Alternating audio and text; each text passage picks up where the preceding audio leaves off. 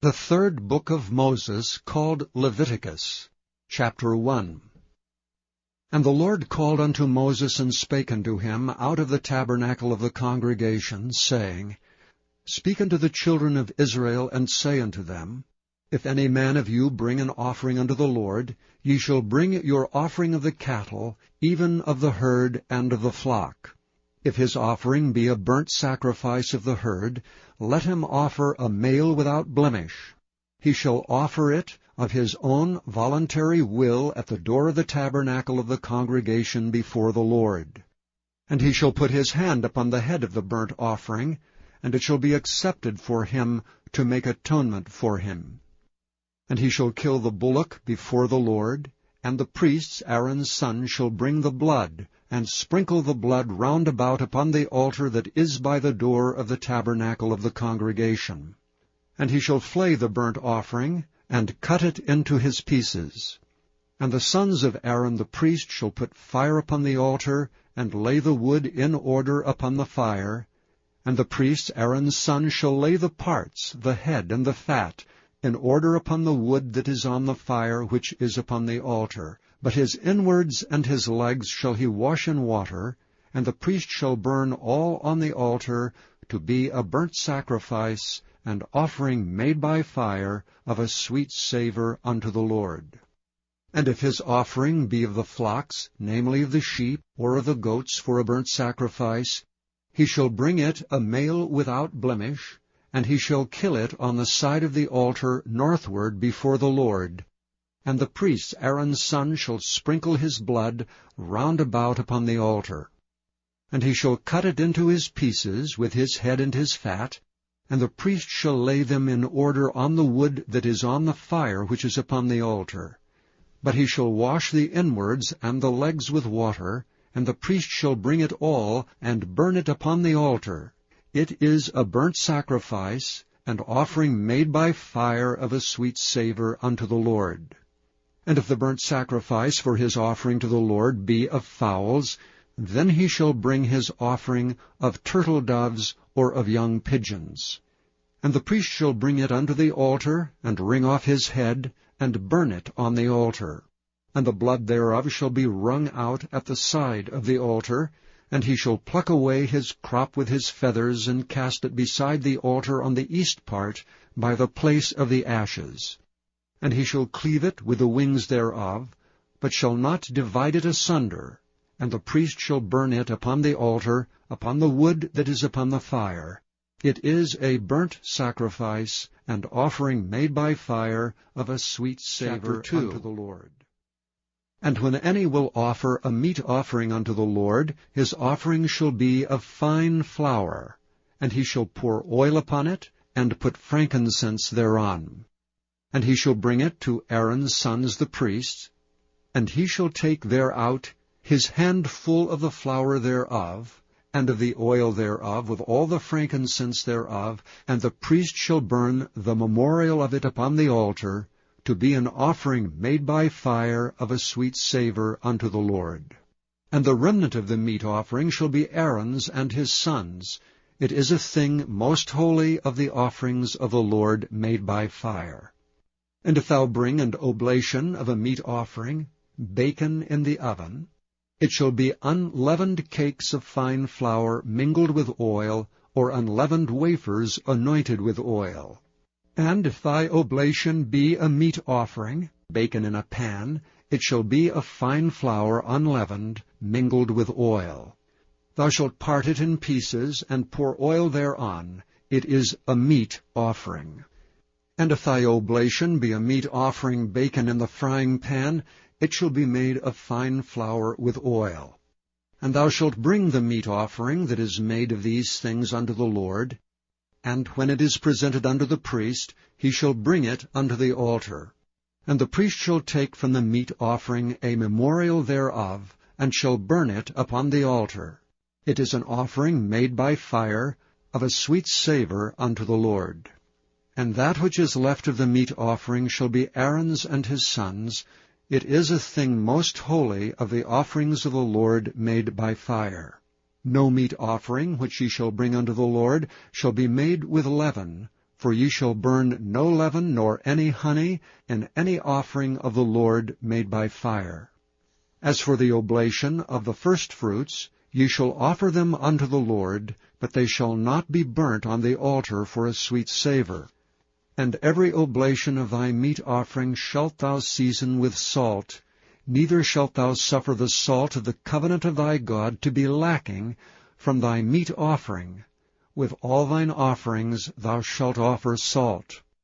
And if thou offer a meat offering of thy firstfruits unto the Lord, thou shalt offer for the meat offering of thy firstfruits green ears of corn, dried by the fire, even corn beaten out of full ears. And thou shalt put oil upon it, and lay frankincense thereon. It is a meat offering.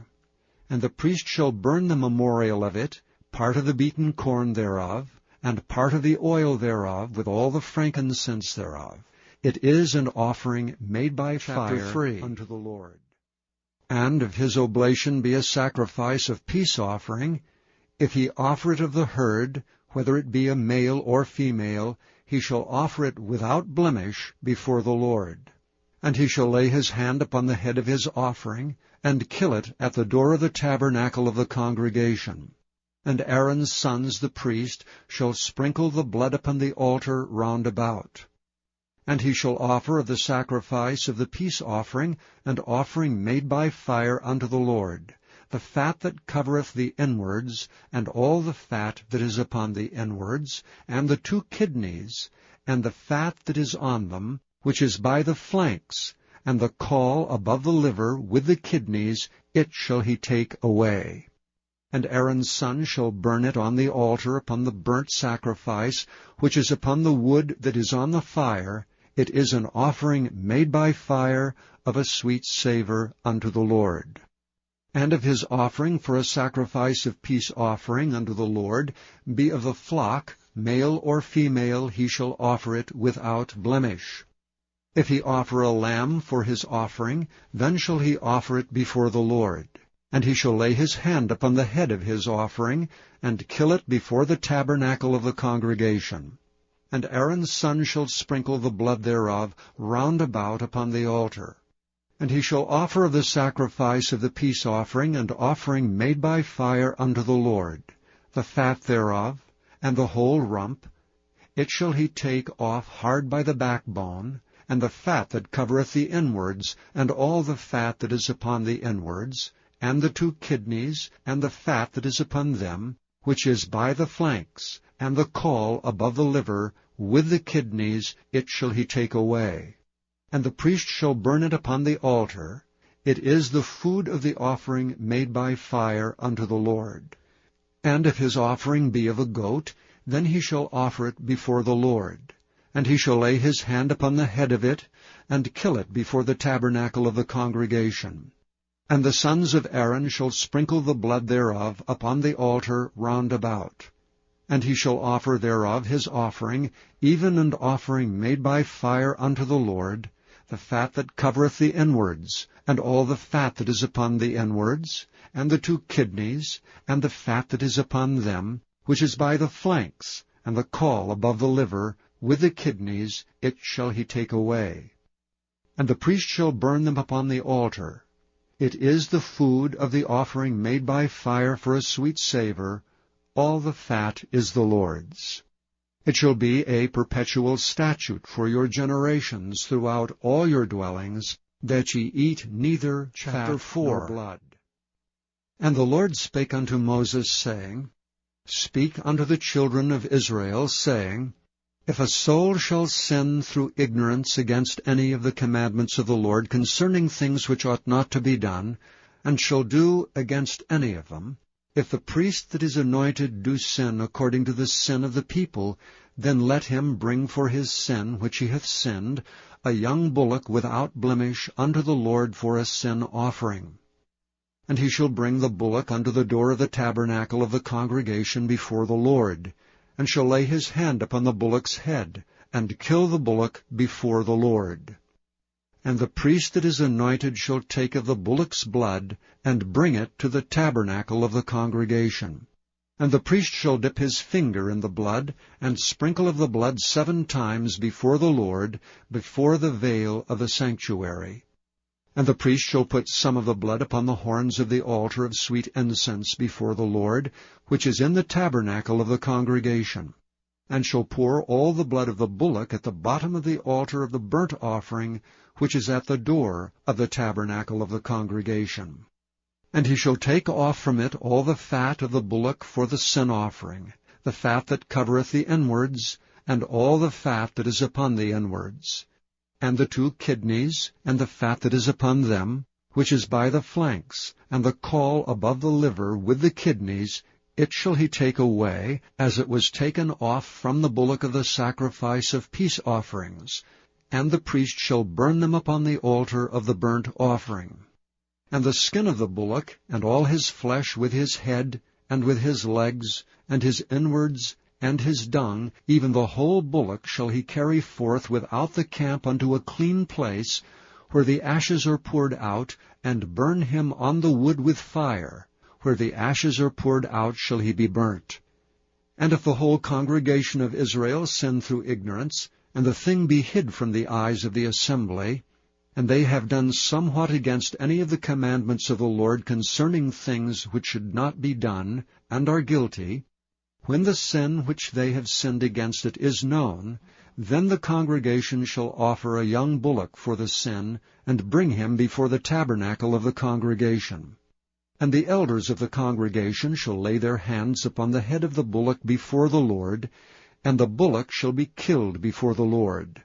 And the priest that is anointed shall bring of the bullock's blood to the tabernacle of the congregation. And the priest shall dip his finger in some of the blood, and sprinkle it 7 times before the Lord, even before the veil. And he shall put some of the blood upon the horns of the altar which is before the Lord, that is in the tabernacle of the congregation, and shall pour out all the blood at the bottom of the altar of the burnt offering, which is at the door of the tabernacle of the congregation. And he shall take all his fat from him, and burn it upon the altar. And he shall do with the bullock as he did with the bullock for a sin offering, so shall he do with this, and the priest shall make an atonement for them, and it shall be forgiven them. And he shall carry forth the bullock without the camp, and burn him as he burned the first bullock. It is a sin offering for the congregation.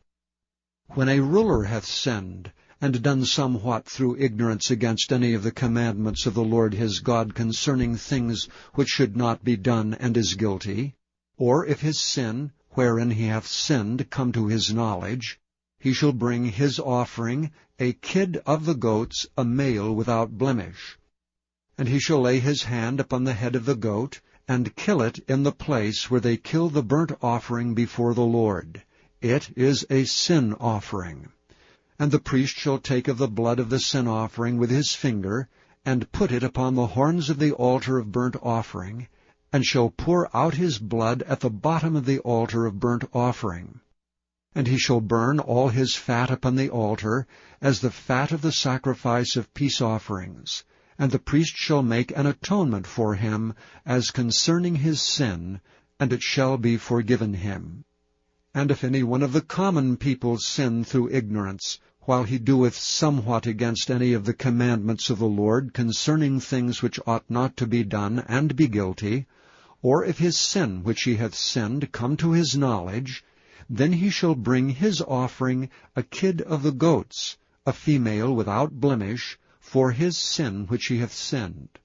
And he shall lay his hand upon the head of the sin offering, and slay the sin offering in the place of the burnt offering.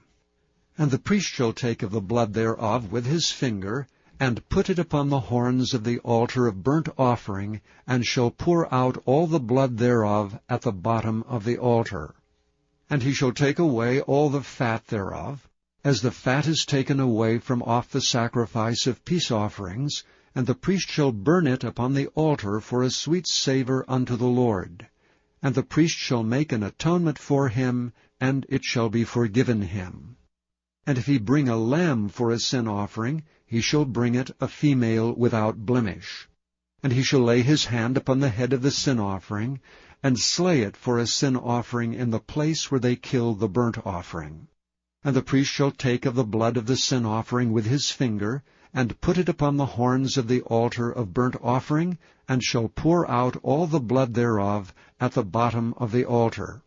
And he shall take away all the fat thereof, as the fat of the lamb is taken away from the sacrifice of the peace offerings, and the priest shall burn them upon the altar according to the offerings made by fire unto the Lord. And the priest shall make an atonement for his sin that he hath committed, and it shall be forgiven him.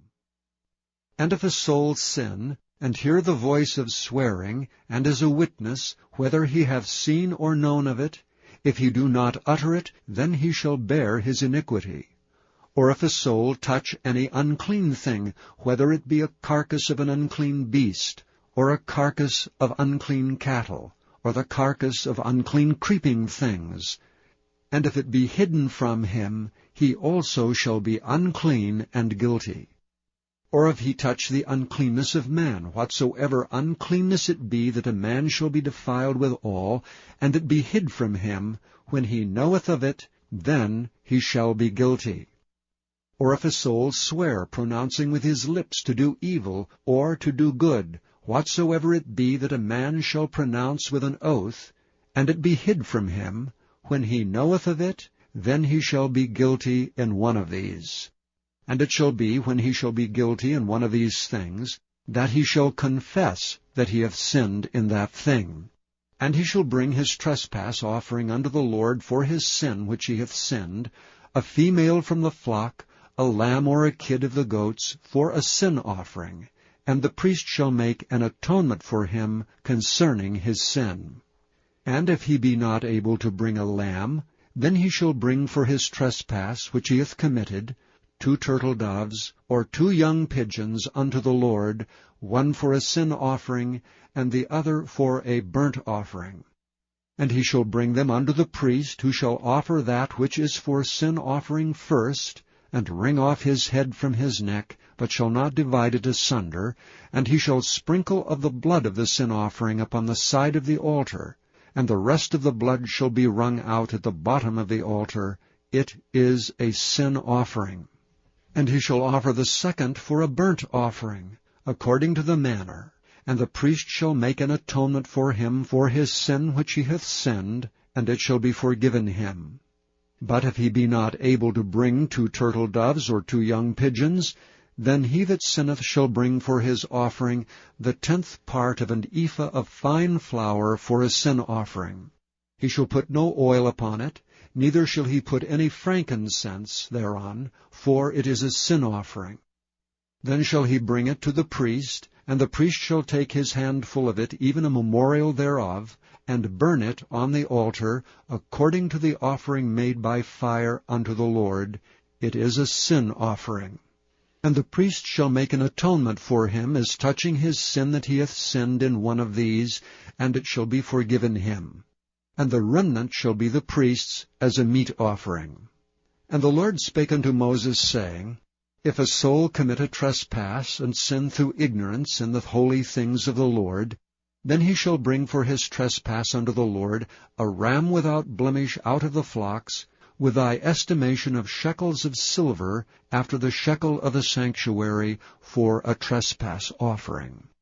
And he shall make amends for the harm that he hath done in the holy thing, and shall add the 5th part thereto, and give it unto the priest. And the priest shall make an atonement for him with the ram of the trespass offering, and it shall be forgiven him.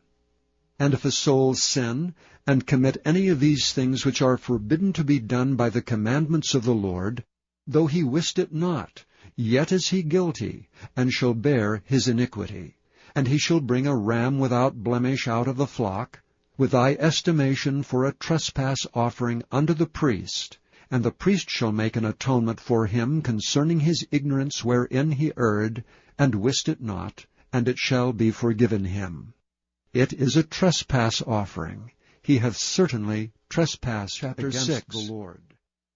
And the Lord spake unto Moses, saying, If a soul sin, and commit a trespass against the Lord, and lie unto his neighbor in that which was delivered him to keep, or in fellowship, or in a thing taken away by violence, or hath deceived his neighbor, or hath found that which was lost, and lieth concerning it, and sweareth falsely, in any of all these that a man doeth, sinning therein, then it shall be, because he hath sinned and is guilty, that he shall restore that which he took violently away, or the thing which he hath deceitfully gotten, or that which was delivered him to keep, or the lost thing which he found, or all that about which he hath sworn falsely.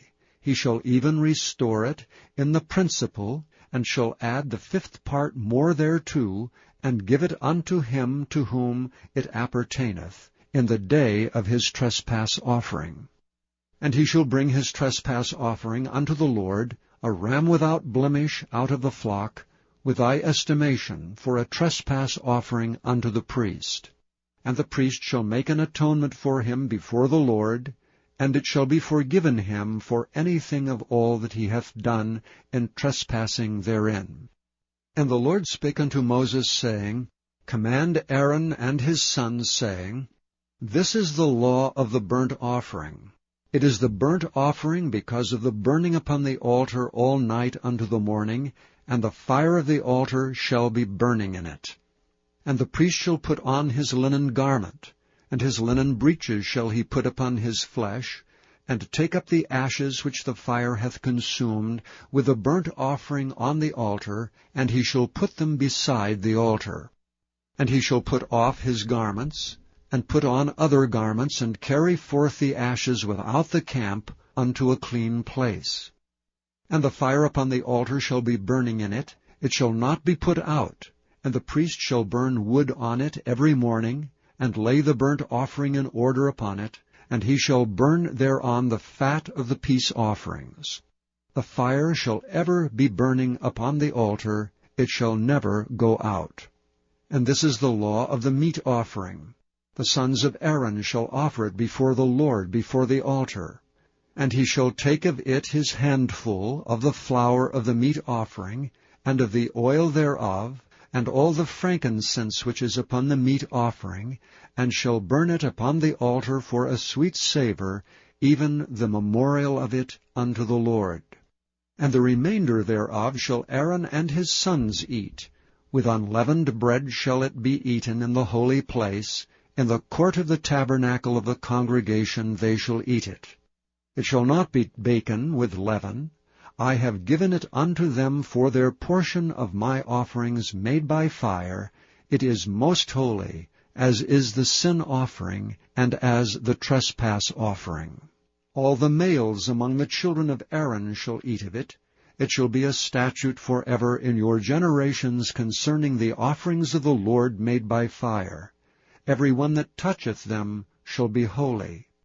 And the Lord spake unto Moses, saying, This is the offering of Aaron and of his sons, which they shall offer unto the Lord in the day when he is anointed, the 10th part of an ephah of fine flour for a meat offering perpetual, half of it in the morning, and half thereof at night.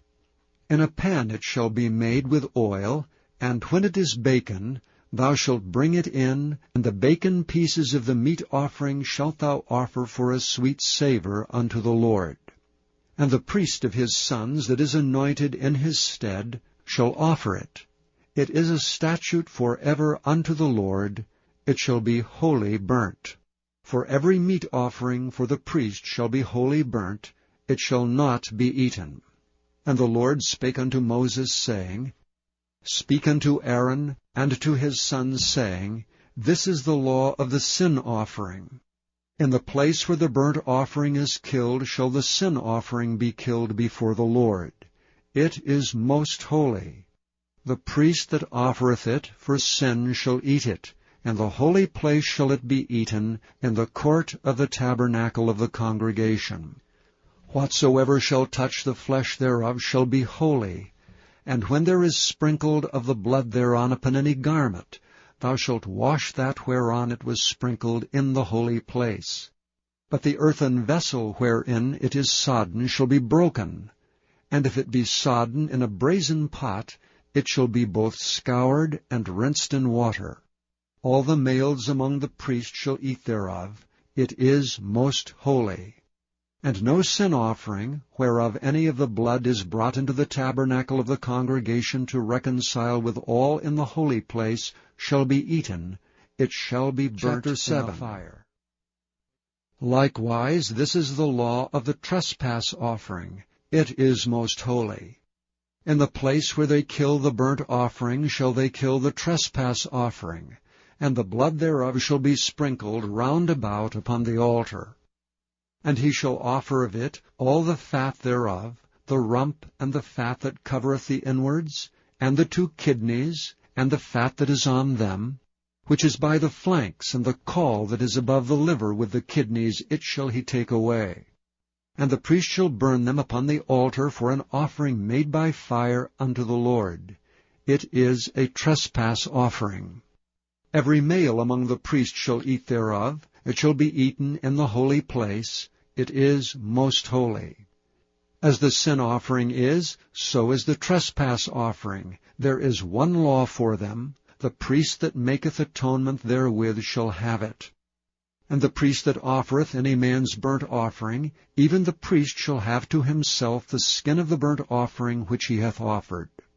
And all the meat offering that is baken in the oven, and all that is dressed in the frying pan, and in the pan shall be the priest's that offereth it. And every meat offering mingled with oil and dry shall all the sons of Aaron have, one as much as another. And this is the law of the sacrifice of peace offerings which he shall offer unto the Lord. If he offer it for a thanksgiving, then he shall offer with the sacrifice of thanksgiving unleavened cakes mingled with oil, and unleavened wafers anointed with oil, and cakes mingled with oil of fine flour fried. Besides the cakes, he shall offer for his offering leavened bread with the sacrifice of thanksgiving of his peace offerings.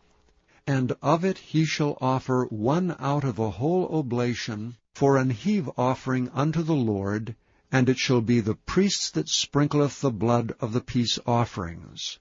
And the flesh of the sacrifice of his peace offerings for thanksgiving shall be eaten the same day that it is offered. He shall not leave any of it until the morning. But if the sacrifice of his offering be a vow, or a voluntary offering, it shall be eaten the same day that he offereth his sacrifice, and on the morrow also the remainder of it shall be eaten. But the remainder of the flesh of the sacrifice of the 3rd day shall be burnt with fire. And if any of the flesh of the sacrifice of his peace offerings be eaten at all on the 3rd day, it shall not be accepted, neither shall it be imputed unto him that offereth it. It shall be an abomination, and the soul that eateth of it shall bear his iniquity. And the flesh that toucheth any unclean thing shall not be eaten. It shall be burnt with fire. And as for the flesh, all that be clean shall eat thereof. But the soul that eateth of the flesh of the sacrifice of peace offerings, that pertain unto the Lord, having his uncleanness upon him, even that soul shall be cut off from his people. Moreover, the soul that shall touch any unclean thing, as the uncleanness of man, or any unclean beast, or any abominable unclean thing, and eat of the flesh of the sacrifice of peace offerings, which pertain unto the Lord, even that soul shall be cut off from his people. And the Lord spake unto Moses, saying, Speak unto the children of Israel, saying, Ye shall eat no manner of fat, of ox, or of sheep, or of goat, and the fat of the beast that dieth of itself, and the fat of that which is torn with beasts, may be used in any other use, but ye shall in no wise eat of it. For whosoever eateth the fat of the beasts, of which men offer an offering made by fire unto the Lord, even the soul that eateth it shall be cut off from his people.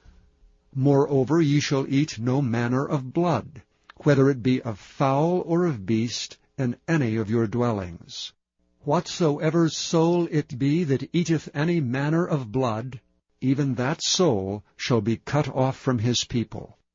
And the Lord spake unto Moses, saying, Speak unto the children of Israel, saying, He that offereth the sacrifice of his peace offering unto the Lord shall bring his oblation unto the Lord of the sacrifice of his peace offerings. His own hand shall bring the offerings of the Lord made by fire, the fat with the breast, it shall he bring, that the breast may be waved for a wave offering before the Lord. And the priest shall burn the fat upon the altar, but the breast shall be Aaron's and his sons'. And the right shoulder shall ye give unto the priest for an heave offering of the sacrifices of your peace offerings. He among the sons of Aaron, that offereth the blood of the peace offerings and the fat, shall have the right shoulder for his part.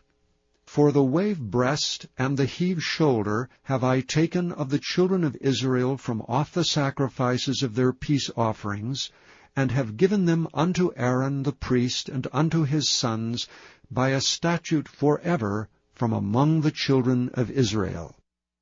This is the portion of the anointing of Aaron and of the anointing of his sons out of the offerings of the Lord made by fire, in the day when he presented them to minister unto the Lord in the priest's office, which the Lord commanded to be given them of the children of Israel in the day that he anointed them by a statute forever throughout their generations.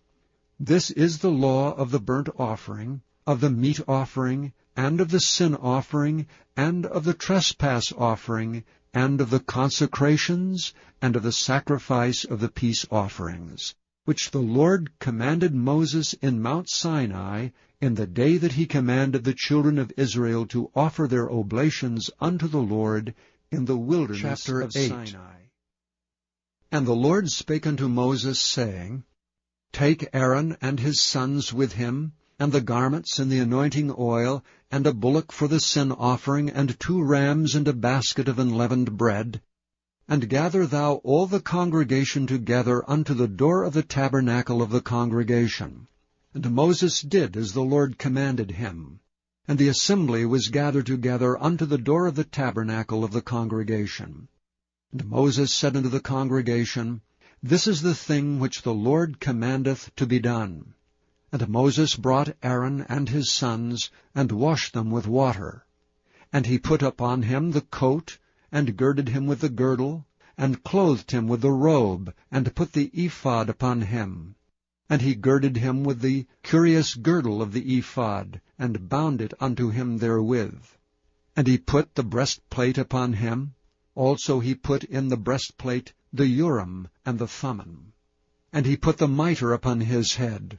Also upon the mitre, even upon the forefront, did he put the golden plate, the holy crown, as the Lord commanded Moses. And Moses took the anointing oil, and anointed the tabernacle, and all that was therein, and sanctified them. And he sprinkled thereof upon the altar 7 times, and anointed the altar and all his vessels, both the laver and his foot, to sanctify them. And he poured of the anointing oil upon Aaron's head, and anointed him to sanctify him. And Moses brought Aaron's sons, and put coats upon them, and girded them with girdles, and put bonnets upon them, as the Lord commanded Moses. And he brought the bullock for the sin offering, and Aaron and his sons laid their hands upon the head of the bullock for the sin offering. And he slew it, and Moses took the blood, and put it upon the horns of the altar round about with his finger, and purified the altar, and poured the blood at the bottom of the altar, and sanctified it to make reconciliation upon it. And he took all the fat that was upon the inwards, and the caul above the liver, and the 2 kidneys in their fat, and Moses burned it upon the altar. But the bullock and his hide, his flesh, and his dung he burnt with fire without the camp, as the Lord commanded Moses. And he brought the ram for the burnt offering, and Aaron and his sons laid their hands upon the head of the ram. And he killed it, and Moses sprinkled the blood upon the altar round about. And he cut the ram into pieces, and Moses burnt the head, and the pieces, and the fat. And he washed the inwards and the legs in water. And Moses burnt the whole ram upon the altar. It was a burnt sacrifice for a sweet savour, and an offering made by fire unto the Lord, as the Lord commanded Moses. And he brought the other ram, the ram of consecration. And Aaron and his sons laid their hands upon the head of the ram. And he slew it. And Moses took of the blood of it, and put it upon the tip of Aaron's right ear, and upon the thumb of his right hand, and upon the great toe of his right foot. And he brought Aaron's sons, and Moses put of the blood upon the tip of their right ear, and upon the thumbs of their right hands, and upon the great toes of their right feet. And Moses sprinkled the blood upon the altar round about. And he took the fat, and the rump, and all the fat that was upon the inwards, and the caul above the liver, and the 2 kidneys and their fat, and the right shoulder. And out of the basket of unleavened bread that was before the Lord, he took 1 unleavened cake, and a cake of oiled bread, and 1 wafer, and put them on the fat, and upon the right shoulder. And he put all upon Aaron's hands, and upon his sons' hands, and waved them for a wave offering before the Lord. And Moses took them from off their hands, and burnt them on the altar upon the burnt offering. They were consecrations for a sweet savour. It is an offering made by fire unto the Lord. And Moses took the breast, and waved it for a wave offering before the Lord. For of the ram of consecration it was Moses' part, as the Lord commanded Moses. And Moses took of the anointing oil, and of the blood which was upon the altar, and sprinkled it upon Aaron, and upon his garments, and upon his sons, and upon his sons' garments with him, and sanctified Aaron, and his garments, and his sons' garments with him. And Moses said unto Aaron and to his sons, Boil the flesh at the door of the tabernacle of the congregation, and there eat it with the bread that is in the basket of consecration, as I commanded, saying, Aaron and his sons shall eat it. And that which remaineth of the flesh and of the bread shall ye burn with fire. And ye shall not go out of the door of the tabernacle of the congregation in 7 days, until the days of your consecration be at an end. For 7 days shall he consecrate you. And as he hath done this day, so the Lord hath commanded to do, to make an atonement for you. Therefore shall ye abide at the door of the tabernacle of the congregation, day and night 7 days, and keep the charge of the Lord, that ye die not, for so I am commanded. So Aaron and his sons did all things which the Lord commanded by the hand of Moses. And it came to pass on the 8th day that Moses called Aaron and his sons and the elders of Israel, and he said unto Aaron, Take thee a young calf for a sin offering, and a ram for a burnt offering without blemish, and offer them before the Lord. And unto the children of Israel thou shalt speak, saying, Take ye a kid of the goats for a sin offering, and a calf and a lamb, both of the 1st year without blemish, for a burnt offering. Also a bullock and a ram for peace offerings to sacrifice before the Lord, and a meat offering mingled with oil, for today the Lord will appear unto you. And they brought that which Moses commanded before the tabernacle of the congregation. And all the congregation drew near and stood before the Lord. And Moses said, This is the thing which the Lord commanded that ye should do, and the glory of the Lord shall appear unto you. And Moses said unto Aaron, Go unto the altar, and offer thy sin offering, and thy burnt offering, and make an atonement for thyself and for the people, and offer the offering of the people, and make an atonement for them, as the Lord commanded.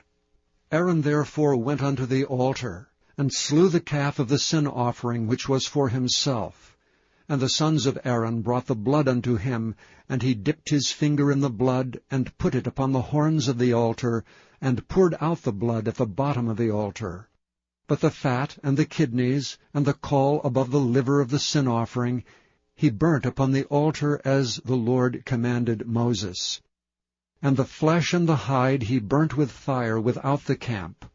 And he slew the burnt offering, and Aaron's sons presented unto him the blood which he sprinkled round about upon the altar. And they presented the burnt offering unto him, with the pieces thereof, and the head, and he burnt them upon the altar. And he did wash the inwards and the legs, and burnt them upon the burnt offering on the altar. And he brought the people's offerings, and took the goat which was the sin offering for the people, and slew it, and offered it for sin as the first. And he brought the burnt offering, and offered it according to the manner. And he brought the meat offering, and took an handful thereof, and burnt it upon the altar beside the burnt sacrifice of the morning. He slew also the bullock and the ram for a sacrifice of peace offerings, which was for the people. And Aaron's sons presented unto him the blood which he sprinkled upon the altar round about, and the fat of the bullock and of the ram, the rump and that which covereth the inwards, and the kidneys, and the caul above the liver. And they put the fat upon the breasts, and he burnt the fat upon the altar. And the breasts and the right shoulder Aaron waved for a wave offering before the Lord, as Moses commanded. And Aaron lifted up his hand toward the people, and blessed them, and came down from offering of the sin offering, and the burnt offering, and the peace offerings. And Moses and Aaron went into the tabernacle of the congregation, and came out and blessed the people, and the glory of the Lord appeared unto all the people. And there came a fire out from before the Lord, and consumed upon the altar the burnt offering and the fat, which when all the people saw, they shouted, and fell on their faces. And Nadab and Abihu, the sons of Aaron, took either of them his censer, and put fire therein, and put incense thereon, and offered strange fire before the Lord, which he commanded them not. And there went out fire from the Lord, and devoured them, and they died before the Lord. Then Moses said unto Aaron, This is it that the Lord spake, saying, I will be sanctified in them that come nigh me, and before all the people I will be glorified. And Aaron held his peace. And Moses called Mishael and Elzaphan the sons of Uzziel, the uncle of Aaron, and said unto them, Come near, carry your brethren from before the sanctuary out of the camp. So they went near and carried them in their coats out of the camp, as Moses had said. And Moses said unto Aaron, and unto Eleazar, and unto Ithamar his sons, Uncover not your heads, neither rend your clothes, lest ye die, and lest wrath come upon all the people. But let your brethren, the whole house of Israel, bewail the burning which the Lord hath kindled. And ye shall not go out from the door of the tabernacle of the congregation, lest ye die, for the anointing oil of the Lord is upon you. And they did according to the word of Moses. And the Lord spake unto Aaron, saying, Do not drink wine nor strong drink, thou nor thy sons with thee, when ye go into the tabernacle of the congregation, lest ye die. It shall be a statute for ever throughout your generations, and that ye may put difference between holy and unholy, and between unclean and clean.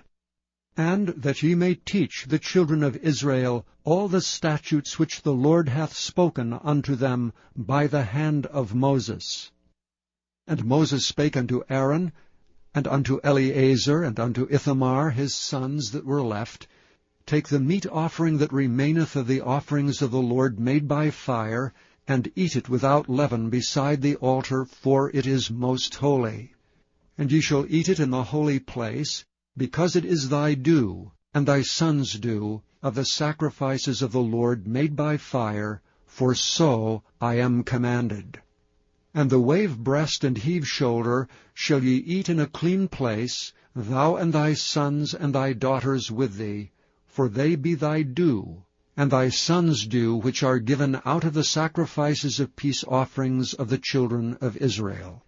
The heave shoulder and the wave breast shall they bring with the offerings made by fire of the fat, to wave it for a wave offering before the Lord. And it shall be thine and thy sons with thee by a statute forever, as the Lord hath commanded. And Moses diligently sought the goat of the sin offering, and behold, it was burnt. And he was angry with Eleazar and Ithamar, the sons of Aaron, which were left alive, saying, Wherefore have ye not eaten the sin offering in the holy place, seeing it is most holy, and God hath given it you to bear the iniquity of the congregation, to make atonement for them before the Lord? Behold, the blood of it was not brought in within the holy place. Ye should indeed have eaten it in the holy place, as I commanded. And Aaron said unto Moses, Behold, this day have they offered their sin offering and their burnt offering before the Lord, and such things have befallen me. And if I had eaten the sin offering today, should it have been accepted in the sight of the Lord? And when Moses heard that, Chapter he was 11. content. And the Lord spake unto Moses and to Aaron, saying unto them, Speak unto the children of Israel, saying, These are the beasts which ye shall eat among all the beasts that are on the earth. Whatsoever parteth the hoof, and is cloven-footed, and cheweth the cud among the beasts, that shall ye eat. Nevertheless, these shall ye not eat of them that chew the cud, or of them that divide the hoof. As the camel, because he cheweth the cud, but divideth not the hoof, he is unclean unto you. And the coney, because he cheweth the cud, but divideth not the hoof, he is unclean unto you. And the hare, because he cheweth the cud, but divideth not the hoof, he is unclean unto you. And the swine, though he divide the hoof, and be cloven-footed, yet he cheweth not the cud, he is unclean to you. Of their flesh shall ye not eat, and their carcasses shall ye not touch, they are unclean to you. These shall ye eat of all that are in the waters, whatsoever hath fins and scales in the waters, in the seas and in the rivers, them shall ye eat. And all that have not fins and scales in the seas and in the rivers, and all that move in the waters, and of any living thing which is in the waters, they shall be an abomination unto you. They shall be even an abomination unto you. Ye shall not eat of their flesh, but ye shall have their carcasses in abomination. Whatsoever hath no fins nor scales in the waters, that shall be an abomination unto you. And these are they which ye shall have in abomination among the fowls. They shall not be eaten. They are an abomination, the eagle, and the ossifrage, and the osprey, and the vulture, and the kite after his kind, every raven after his kind, and the owl, and the nighthawk, and the cuckoo, and the hawk after his kind, and the little owl, and the cormorant, and the great owl, and the swan, and the pelican, and the gyre eagle, and the stork, the heron after her kind, and the lapwing, and the bat. All fowls that creep, going upon all four, shall be an abomination unto you. Yet these may ye eat of, every flying creeping thing that goeth upon all four, which have legs above their feet, to leap withal upon the earth. Even these of them ye may eat, the locust after his kind, and the bald locust after his kind, and the beetle after his kind, and the grasshopper after his kind. But all other flying, creeping things, which have 4 feet, shall be an abomination unto you. And for these ye shall be unclean. Whosoever toucheth the carcass of them shall be unclean until the even. And whosoever beareth aught of the carcass of them shall wash his clothes, and be unclean until the even. The carcasses of every beast which divideth the hoof, and is not cloven-footed, nor cheweth the cud, are unclean unto you. Every one that toucheth them shall be unclean. And whatsoever goeth upon his paws among all manner of beasts that go on all 4, those are unclean unto you. Whoso toucheth their carcass shall be unclean until the even. And he that beareth the carcass of them shall wash his clothes, and be unclean until the even. They are unclean unto you. These also shall be unclean unto you among the creeping things that creep upon the earth, the weasel, and the mouse, and the tortoise after his kind, and the ferret, and the chameleon, and the lizard, and the snail, and the mole. These are unclean to you among all that creep. Whosoever doth touch them, when they be dead, shall be unclean until the even. And upon whatsoever any of them, when they are dead, doth fall, it shall be unclean, whether it be any vessel of wood, or raiment, or skin, or sack, whatsoever vessel it be, wherein any work is done, it must be put into water, and it shall be unclean until the even, so it shall be cleansed.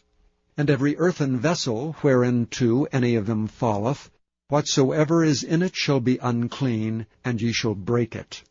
Of all meat which may be eaten, that on which such water cometh shall be unclean, and all drink that may be drunk in every such vessel shall be unclean. And everything whereupon any part of their carcass falleth shall be unclean, whether it be oven or ranges for pots, they shall be broken down, for they are unclean, and shall be unclean unto you. Nevertheless, a fountain or pit, wherein there is plenty of water, shall be clean, but that which toucheth their carcass shall be unclean. And if any part of their carcass fall upon any sowing seed which is to be sown, it shall be clean. But if any water be put upon the seed, and any part of their carcass fall thereon, it shall be unclean unto you. And if any beast, of which ye may eat, die, he that toucheth the carcass thereof shall be unclean until the even. And he that eateth of the carcass of it shall wash his clothes, and be unclean until the even. He also that beareth the carcass of it shall wash his clothes, and be unclean until the even. And every creeping thing that creepeth upon the earth shall be an abomination, it shall not be eaten. Whatsoever goeth upon the belly, whatsoever goeth upon all four, or whatsoever hath more feet among all creeping things that creep upon the earth, them ye shall not eat, for they are an abomination. Ye shall not make yourselves abominable with any creeping thing that creepeth, neither shall ye make yourselves unclean with them, that ye should be defiled thereby. For I am the Lord your God. Ye shall therefore sanctify yourselves, and ye shall be holy, for I am holy. Neither shall ye defile yourselves with any manner of creeping thing that creepeth upon the earth. For I am the Lord that bringeth you up out of the land of Egypt, to be your God.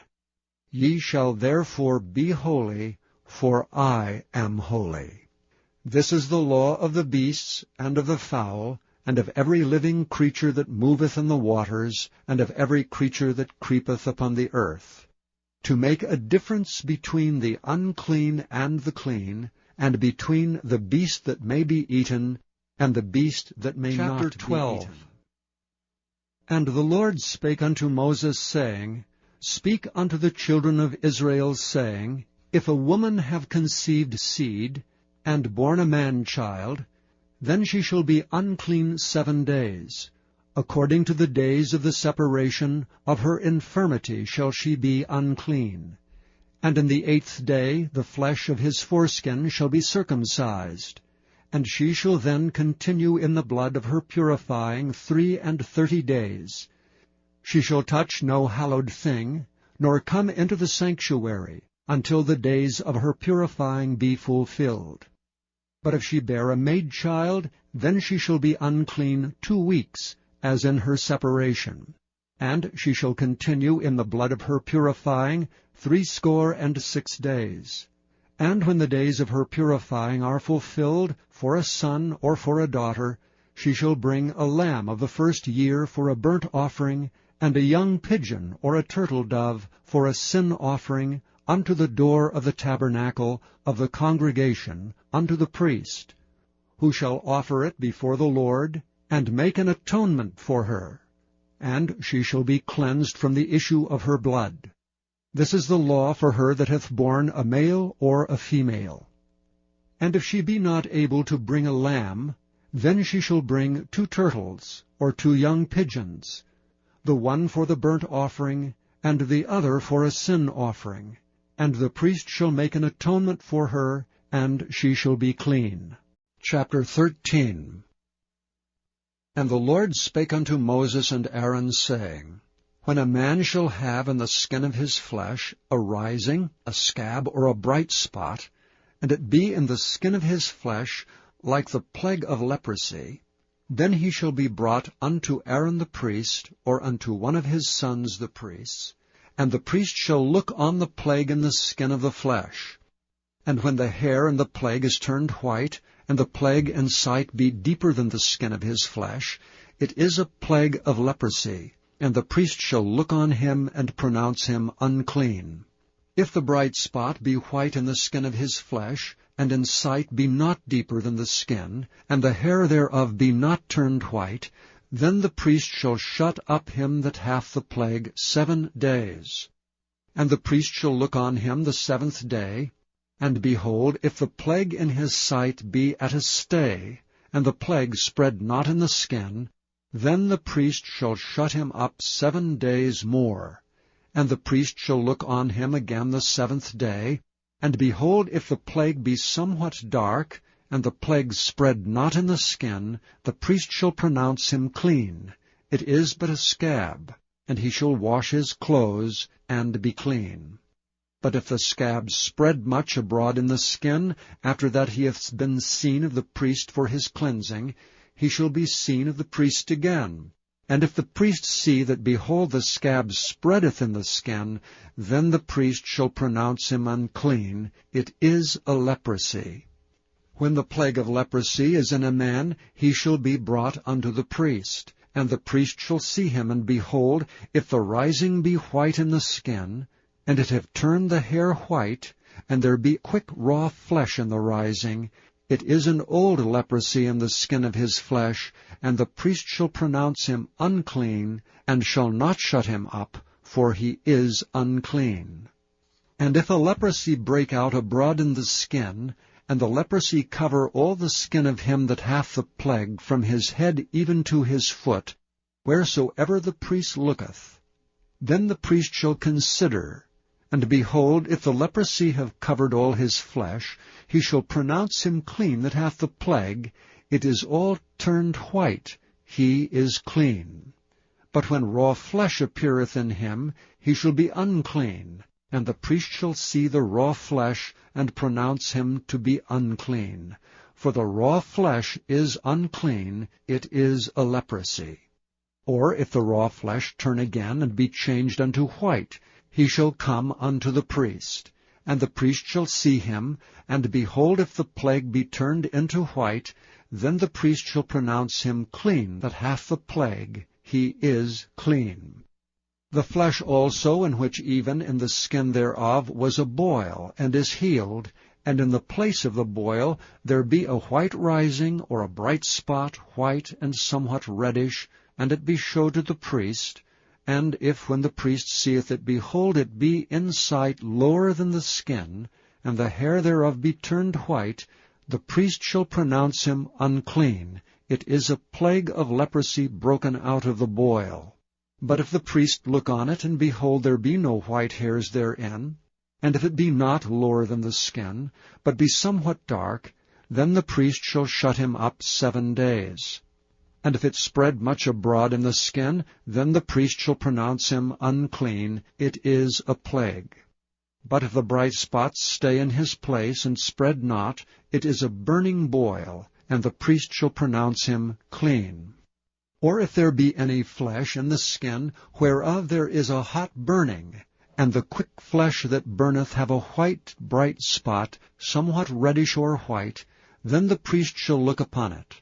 And behold, if the hair in the bright spot be turned white, and if it be in sight deeper than the skin, it is a leprosy broken out of the burning. Wherefore the priest shall pronounce him unclean. It is the plague of leprosy. But if the priest look on it, and behold, there be no white hair in the bright spot, and it be no lower than the other skin, but be somewhat dark, then the priest shall shut him up 7 days. And the priest shall look upon him the 7th day, and if it be spread much abroad in the skin, then the priest shall pronounce him unclean. It is the plague of leprosy. And if the bright spot stay in his place, and spread not in the skin, but it be somewhat dark, it is a rising of the burning, and the priest shall pronounce him clean, for it is an inflammation of the burning. If a man or woman have a plague upon the head, or the beard, then the priest shall see the plague, and behold, if it be in sight deeper than the skin, and there be in it a yellow thin hair, then the priest shall pronounce him unclean. It is a dry scall, even a leprosy upon the head or beard. And if the priest look on the plague of the scall, and behold, it be not in sight deeper than the skin, and that there is no black hair in it, then the priest shall shut him up that hath a plague of the scall 7 days. And in the 7th day the priest shall look on the plague, and behold, if the scall spread not, and there be in it no yellow hair, and the scall be not in sight deeper than the skin, he shall be shaven, but the scall shall he not shave, and the priest shall shut him up that hath the scall 7 days more. And in the 7th day the priest shall look on the scall, and behold, if the scall be not spread in the skin, nor be in sight deeper than the skin, then the priest shall pronounce him clean, and he shall wash his clothes, and be clean. But if the scall spread abroad much in the skin after his cleansing, then the priest shall look on him, and behold, if the scall be spread in the skin, the priest shall not seek for yellow hair, he is unclean. But if the scall be in his sight at a stay, and that there is black hair grown up therein, the scall is healed, he is clean, and the priest shall pronounce him clean. If a man also or a woman have in the skin of their flesh bright spots, even white bright spots, then the priest shall look. And behold, if the bright spots in the skin of their flesh be darkish white, it is a freckled spot that groweth in the skin, he is clean. And the man whose hair is fallen off his head, he is bald, yet he is clean. And he that hath his hair fallen off from part of his head toward his face, he is forehead bald, yet he is clean.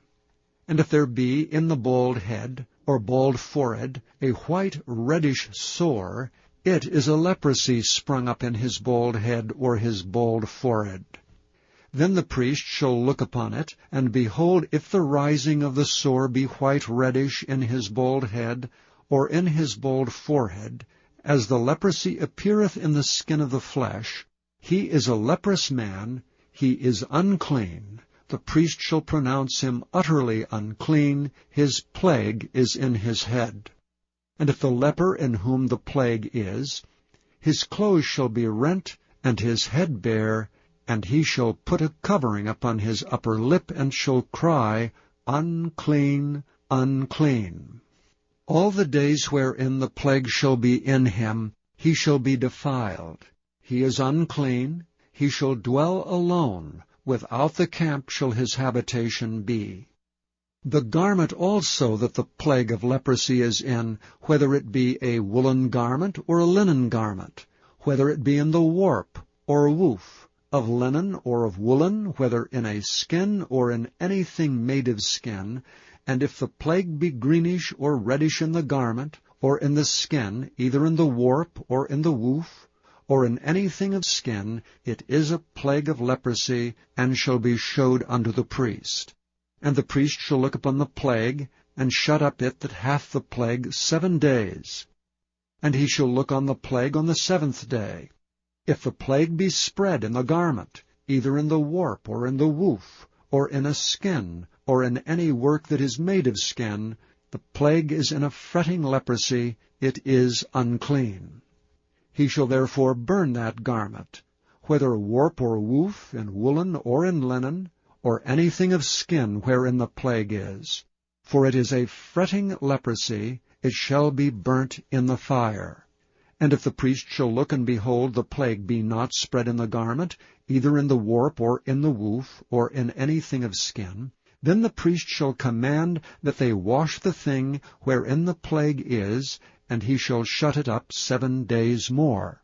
And the priest shall look on the plague, after that it is washed, and behold, if the plague have not changed his color, and the plague be not spread, it is unclean.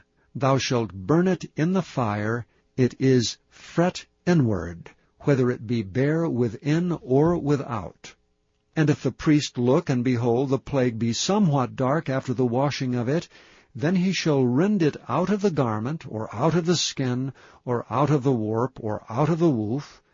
And if it appears still in the garment, either in the warp, or in the woof, or in anything of skin, it is a spreading plague. Thou shalt burn that wherein the plague is with fire. And the garment, either warp or woof, or whatsoever thing of skin it be, which thou shalt wash, if the plague be departed from them, then it shall be washed the second time, and shall be clean. This is the law of the plague of leprosy in a garment of woolen or linen, either in the warp or woof, or anything of skins, to pronounce it clean, or to pronounce it unclean. And the Lord spake unto Moses, saying, This shall be the law of the leper in the day of his cleansing. He shall be brought unto the priest. And the priest shall go forth out of the camp, and the priest shall look, and behold, if the plague of leprosy be healed in the leper, then shall the priest command to take for him that is to be cleansed 2 birds alive and clean, and cedar wood, and scarlet, and hyssop. And the priest shall command that one of the birds be killed in an earthen vessel over running water. As for the living bird, he shall take it, and the cedar wood, and the scarlet, and the hyssop, and shall dip them and the living bird in the blood of the bird that was killed over the running water. And he shall sprinkle upon him that is to be cleansed from the leprosy 7 times, and shall pronounce him clean, and shall let the living bird loose into the open field. And he that is to be cleansed shall wash his clothes, and shave off all his hair, and wash himself in water, that he may be clean. And after that he shall come into the camp, and shall tarry abroad out of his tent 7 days. But it shall be on the 7th day that he shall shave all his hair off his head, and his beard, and his eyebrows, even all his hair he shall shave off. And he shall wash his clothes, also he shall wash his flesh in water, and he shall be clean. And on the 8th day he shall take 2 he-lambs without blemish, and 1 ewe-lamb of the first year without blemish, and 3/10 deals of fine flour for a meat offering mingled with oil, and 1 log of oil. And the priest that maketh him clean shall present the man that is to be made clean, and those things before the Lord at the door of the tabernacle of the congregation. And the priest shall take 1 he-lamb, and offer him for a trespass offering, and the log of oil, and wave them for a wave offering before the Lord. And he shall slay the lamb in the place where he shall kill the sin offering, and the burnt offering in the holy place. For as the sin offering is the priest's, so is the trespass offering, it is most holy. And the priest shall take some of the blood of the trespass offering, and the priest shall put it upon the tip of the right ear of him that is to be cleansed, and upon the thumb of his right hand, and upon the great toe of his right foot. And the priest shall take some of the log of oil, and pour it into the palm of his own left hand. And the priest shall dip his right finger in the oil that is in his left hand, and shall sprinkle of the oil with his finger 7 times before the Lord. And of the rest of the oil that is in his hand shall the priest put upon the tip of the right ear of him that is to be cleansed, and upon the thumb of his right hand, and upon the great toe of his right foot, upon the blood of the trespass offering. And the remnant of the oil that is in the priest's hand he shall pour upon the head of him that is to be cleansed, and the priest shall make an atonement for him before the Lord. And the priest shall offer the sin offering, and make an atonement for him that is to be cleansed from his uncleanness, and afterward he shall kill the burnt offering.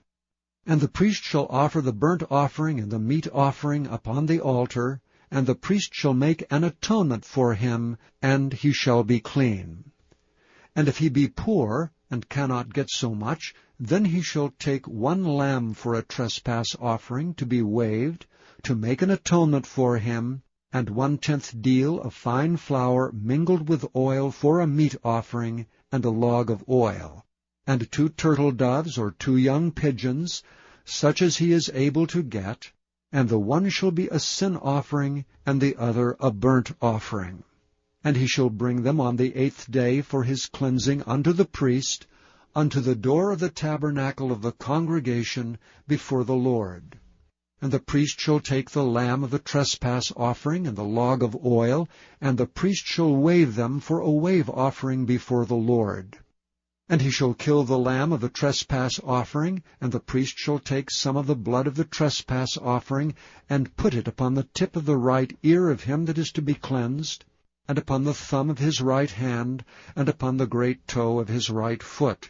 And the priest shall pour of the oil into the palm of his own left hand, and the priest shall sprinkle with his right finger some of the oil that is in his left hand 7 times before the Lord. And the priest shall put of the oil that is in his hand upon the tip of the right ear of him that is to be cleansed, and upon the thumb of his right hand, and upon the great toe of his right foot, upon the place of the blood of the trespass offering. And the rest of the oil that is in the priest's hand he shall put upon the head of him that is to be cleansed, to make an atonement for him before the Lord. And he shall offer the one of the turtle doves, or of the young pigeons, such as he can get, even such as he is able to get, the one for a sin offering, and the other for a burnt offering, with the meat offering. And the priest shall make an atonement for him that is to be cleansed before the Lord. This is the law of him in whom is the plague of leprosy, whose hand is not able to get that which pertaineth to his cleansing. And the Lord spake unto Moses and unto Aaron, saying, When ye come into the land of Canaan, which I give to you for a possession, and I put the plague of leprosy in a house of the land of your possession, and he that owneth the house shall come and tell the priest, saying, It seemeth to me there is as it were a plague in the house, then the priest shall command that they empty the house before the priest go into it to see the plague, that all that is in the house be not made unclean. And afterward the priest shall go in to see the house. And he shall look on the plague, and behold, if the plague be in the walls of the house with hollow strakes, greenish or reddish, which in sight are lower than the wall, then the priest shall go out of the house to the door of the house, and shut up the house 7 days. And the priest shall come again the 7th day, and shall look, and behold, if the plague be spread in the walls of the house, then the priest shall command that they take away the stones in which the plague is, and they shall cast them into an unclean place without the city. And he shall cause the house to be scraped within round about, and they shall pour out the dust that they scrape off without the city into an unclean place. And they shall take other stones, and put them in the place of those stones. And he shall take other mortar, and shall plaster the house. And if the plague come again, and break out in the house, after that he hath taken away the stones, and after he hath scraped the house, and after it is plastered, then the priest shall come and look, and behold, if the plague be spread in the house, it is a fretting leprosy in the house, it is unclean. And he shall break down the house, the stones of it, and the timber thereof, and all the mortar of the house, and he shall carry them forth out of the city into an unclean place. Moreover, he that goeth into the house, all the while that is shut up, shall be unclean until the even. And he that lieth in the house shall wash his clothes, and he that eateth in the house shall wash his clothes. And if the priest shall come in and look upon it, and behold, the plague hath not spread in the house, after the house was plastered, then the priest shall pronounce the house clean, because the plague is healed. And he shall take to cleanse the house 2 birds, and cedar wood, and scarlet, and hyssop, and he shall kill the one of the birds in an earthen vessel over running water. And he shall take the cedar wood, and the hyssop, and the scarlet, and the living bird, and dip them in the blood of the slain bird, and in the running water, and sprinkle the house 7 times. And he shall cleanse the house with the blood of the bird, and with the running water, and with the living bird, and with the cedar wood, and with the hyssop, and with the scarlet. But he shall let go the living bird out of the city into the open fields, and make an atonement for the house, and it shall be clean. This is the law for all manner of plague of leprosy and scall, and for the leprosy of a garment and of a house, and for a rising, and for a scab, and for a bright spot, to teach when it is unclean, and when it is clean. This is the law of leprosy. Chapter 15. And the Lord spake unto Moses and to Aaron, saying, Speak unto the children of Israel, and say unto them, When any man hath a running issue out of his flesh, because of his issue he is unclean. And this shall be his uncleanness in his issue, whether his flesh run with his issue, or his flesh be stopped from his issue, it is his uncleanness. Every bed whereon he lieth that hath the issue is unclean, and everything whereon he sitteth shall be unclean. And whosoever toucheth his bed shall wash his clothes, and bathe himself in water, and be unclean until the even. And he that sitteth on anything whereon he sat that hath the issue shall wash his clothes, and bathe himself in water, and be unclean until the even. And he that toucheth the flesh of him that hath the issue shall wash his clothes, and bathe himself in water, and be unclean until the even. And if he that hath the issue spit upon him that is clean, then he shall wash his clothes, and bathe himself in water, and be unclean until the even. And what saddle soever he rideth upon that hath the issue shall be unclean. And whosoever toucheth anything that was under him shall be unclean until the even. And he that beareth any of these things shall wash his clothes, and bathe himself in water, and be unclean until the even. And whomsoever he toucheth that hath the issue, and hath not rinsed his hands in water, he shall wash his clothes, and bathe himself in water, and be unclean until the even. And the vessel of earth that he touched, which hath the issue, shall be broken, and every vessel of wood shall be rinsed in water. And when he that hath an issue is cleansed of his issue, then he shall number to himself 7 days for his cleansing, and wash his clothes, and bathe his flesh in running water, and shall be clean. And on the 8th day he shall take to him 2 turtle doves, or 2 young pigeons, and come before the Lord unto the door of the tabernacle of the congregation, and give them unto the priest. And the priest shall offer them, the one for a sin offering, and the other for a burnt offering. And the priest shall make an atonement for him before the Lord for his issue. And if any man's seed of copulation go out from him, then he shall wash all his flesh in water, and be unclean until the even. And every garment, and every skin whereon is the seed of copulation shall be washed with water, and be unclean until the even. The woman also with whom man shall lie with seed of copulation, they shall both bathe themselves in water, and be unclean until the even. And if a woman have an issue, and her issue in her flesh be blood, she shall be put apart 7 days. And whosoever toucheth her shall be unclean until the even. And everything that she lieth upon in her separation shall be unclean. Everything also that she sitteth upon shall be unclean. And whosoever toucheth her bed shall wash his clothes, and bathe himself in water, and be unclean until the even. And whosoever toucheth anything that she sat upon shall wash his clothes, and bathe himself in water, and be unclean until the even. And if it be on her bed, or on anything whereon she sitteth, when he toucheth it, he shall be unclean until the even. And if any man lie with her at all, and her flowers be upon him, He shall be unclean 7 days, and all the bed whereon he lieth shall be unclean.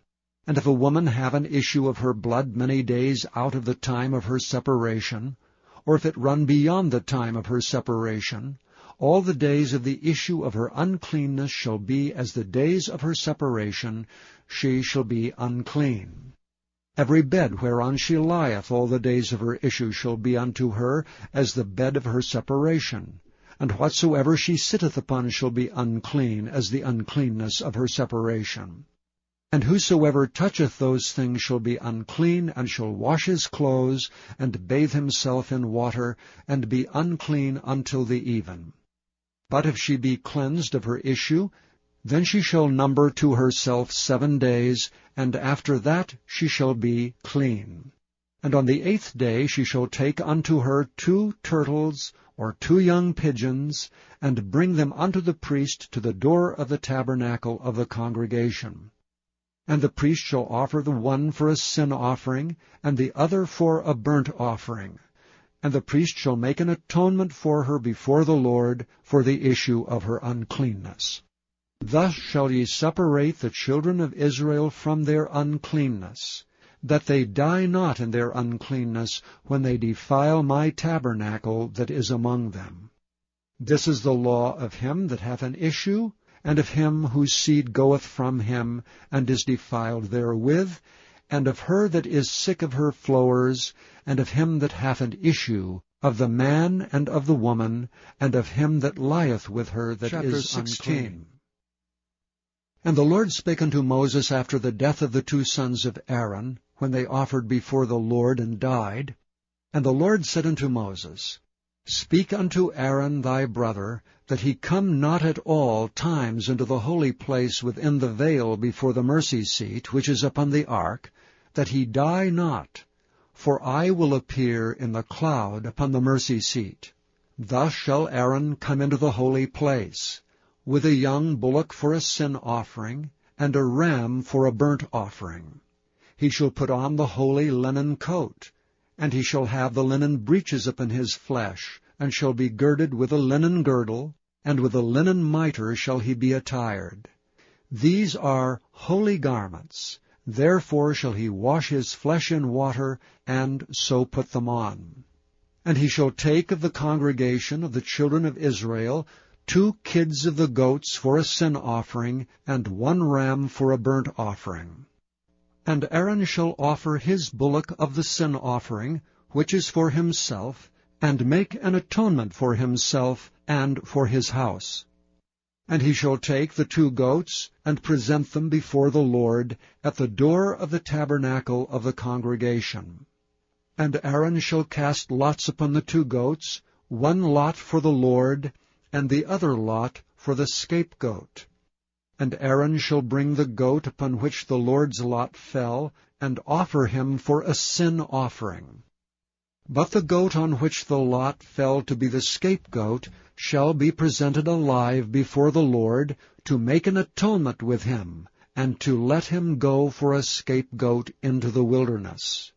And Aaron shall bring the bullock of the sin offering, which is for himself, and shall make an atonement for himself and for his house, and shall kill the bullock of the sin offering which is for himself.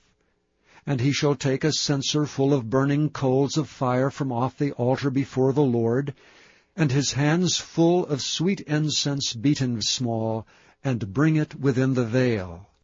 And he shall put the incense upon the fire before the Lord, that the cloud of the incense may cover the mercy seat that is upon the testimony, that he die not. And he shall take of the blood of the bullock, and sprinkle it with his finger upon the mercy seat eastward, and before the mercy seat shall he sprinkle of the blood with his finger 7 times. Then shall he kill the goat of the sin offering that is for the people, and bring his blood within the veil, and do with that blood as he did with the blood of the bullock, and sprinkle it upon the mercy seat, and before the mercy seat. And he shall make an atonement for the holy place, because of the uncleanness of the children of Israel, and because of their transgressions and all their sins, and so shall he do for the tabernacle of the congregation that remaineth among them in the midst of their uncleanness. And there shall be no man in the tabernacle of the congregation when he goeth in to make an atonement in the holy place, until he come out and have made an atonement for himself, and for his household, and for all the congregation of Israel. And he shall go out unto the altar that is before the Lord, and make an atonement for it, and shall take of the blood of the bullock and of the blood of the goat, and put it upon the horns of the altar round about. And he shall sprinkle of the blood upon it with his finger 7 times, and cleanse it, and hallow it from the uncleanness of the children of Israel. And when he hath made an end of reconciling the holy place, and the tabernacle of the congregation, and the altar, he shall bring the live goat. And Aaron shall lay both his hands upon the head of the live goat, and confess over him all the iniquities of the children of Israel, and all their transgressions and all their sins, putting them upon the head of the goat, and shall send him away by the hand of a fit man into the wilderness. And the goat shall bear upon him all their iniquities unto a land not inhabited, and he shall let go the goat in the wilderness. And Aaron shall come into the tabernacle of the congregation, and shall put off the linen garments which he put on when he went into the holy place, and shall leave them there. And he shall wash his flesh with water in the holy place, and put on his garments, and come forth, and offer his burnt offering and the burnt offering of the people, and make an atonement for himself and for the people. And the fat of the sin offering shall he burn upon the altar. And he that let go the goat for the scapegoat shall wash his clothes, and bathe his flesh in water, and afterward come into the camp. And the bullock for the sin offering, and the goat for the sin offering whose blood was brought in to make atonement for the holy place, shall one carry forth without the camp, and they shall burn in the fire their skins and their flesh and their dung. And he that burneth them shall wash his clothes, and bathe his flesh in water, and afterward he shall come into the camp. And this shall be a statute forever unto you, that in the 7th month, on the 10th day of the month, ye shall afflict your souls, and do no work at all, whether it be one of your own country, or a stranger that sojourneth among you. For on that day shall the priest make an atonement for you, to cleanse you, that ye may be clean from all your sins before the Lord. It shall be a Sabbath of rest unto you, and ye shall afflict your souls by a statute forever.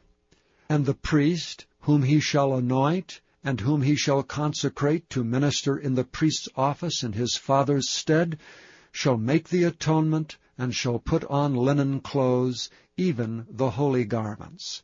And he shall make an atonement for the holy sanctuary, and he shall make an atonement for the tabernacle of the congregation, and for the altar, and he shall make an atonement for the priests, and for all the people of the congregation.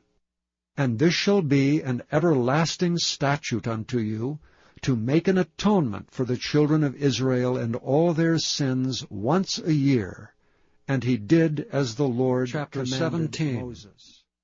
And the Lord spake unto Moses, saying, Speak unto Aaron, and unto his sons, and unto all the children of Israel, and say unto them, This is the thing which the Lord hath commanded, saying, What man soever there be of the house of Israel that killeth an ox, or lamb, or goat in the camp, or that killeth it out of the camp, and bringeth it not unto the door of the tabernacle of the congregation, to offer an offering unto the Lord before the tabernacle of the Lord, blood shall be imputed unto that man. He hath shed blood, and that man shall be cut off from among his people, to the end that the children of Israel may bring their sacrifices which they offer in the open field, even that they may bring them unto the Lord, unto the door of the tabernacle of the congregation, unto the priest, and offer them for peace offerings unto the Lord. And the priest shall sprinkle the blood upon the altar of the Lord at the door of the tabernacle of the congregation, and burn the fat for a sweet savour unto the Lord. And they shall no more offer their sacrifices unto devils, after whom they have gone a-whoring. This shall be a statute for ever unto them throughout their generations. And thou shalt say unto them, Whatsoever man there be of the house of Israel, or of the strangers which sojourn among you, that offereth a burnt offering or sacrifice, and bringeth it not unto the door of the tabernacle of the congregation to offer it unto the Lord, even that man shall be cut off from among his people. And whatsoever man there be of the house of Israel, or of the strangers that sojourn among you, that eateth any manner of blood, I will even set my face against that soul that eateth blood, and will cut him off from among his people. For the life of the flesh is in the blood, and I have given it to you upon the altar, to make an atonement for your souls, for it is the blood that maketh an atonement for the soul. Therefore I said unto the children of Israel, No soul of you shall eat blood, neither shall any stranger that sojourneth among you eat blood. And whatsoever man there be of the children of Israel, or of the strangers that sojourn among you, which hunteth and catcheth any beast or fowl that may be eaten, he shall even pour out the blood thereof, and cover it with dust. For it is the life of all flesh, the blood of it is for the life thereof. Therefore I said unto the children of Israel, Ye shall eat the blood of no manner of flesh, for the life of all flesh is the blood thereof. Whosoever eateth it shall be cut off. And every soul that eateth that which died of itself, or that which was torn with beasts, whether it be one of your own country or a stranger, he shall both wash his clothes, and bathe himself in water, and be unclean until the even. Then shall he be clean. But if he wash them not, nor bathe his flesh, then he shall bear his iniquity. 18. And the Lord spake unto Moses, saying, Speak unto the children of Israel, and say unto them, I am the Lord your God. After the doings of the land of Egypt, wherein ye dwelt, shall ye not do, and after the doings of the land of Canaan, whither I bring you, shall ye not do, neither shall ye walk in their ordinances. Ye shall do my judgments, and keep mine ordinances to walk therein. I am the Lord your God. Ye shall therefore keep my statutes and my judgments, which if a man do, he shall live in them. I am the Lord. None of you shall approach to any that is near of kin to him, to uncover their nakedness. I am the Lord. The nakedness of thy father, or the nakedness of thy mother, thou shalt not uncover. She is thy mother, thou shalt not uncover her nakedness. The nakedness of thy father's wife shalt thou not uncover, it is thy father's nakedness. The nakedness of thy sister, the daughter of thy father, or daughter of thy mother, whether she be born at home or born abroad, even their nakedness thou shalt not uncover. The nakedness of thy son's daughter, or of thy daughter's daughter, even their nakedness thou shalt not uncover, for theirs is thine own nakedness. The nakedness of thy father's wife's daughter, begotten of thy father, she is thy sister, thou shalt not uncover her nakedness. Thou shalt not uncover the nakedness of thy father's sister. She is thy father's near kinswoman. Thou shalt not uncover the nakedness of thy mother's sister, for she is thy mother's near kinswoman. Thou shalt not uncover the nakedness of thy father's brother. Thou shalt not approach to his wife. She is thine aunt. Thou shalt not uncover the nakedness of thy daughter-in-law. She is thy son's wife. Thou shalt not uncover her nakedness. Thou shalt not uncover the nakedness of thy brother's wife. It is thy brother's nakedness. Thou shalt not uncover the nakedness of a woman and her daughter. Neither shalt thou take her son's daughter or her daughter's daughter to uncover her nakedness, for they are her near kinswomen. It is wickedness. Neither shalt thou take a wife to her sister to vex her, to uncover her nakedness beside the other in her lifetime.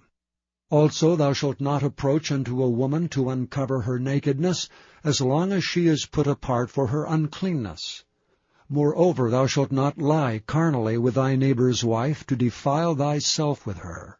And thou shalt not let any of thy seed pass through the fire to Molech, neither shalt thou profane the name of thy God. I am the Lord. As with womankind, it is abomination. Neither shalt thou lie with any beast to defile thyself therewith, neither shall any woman stand before a beast to lie down thereto. It is confusion.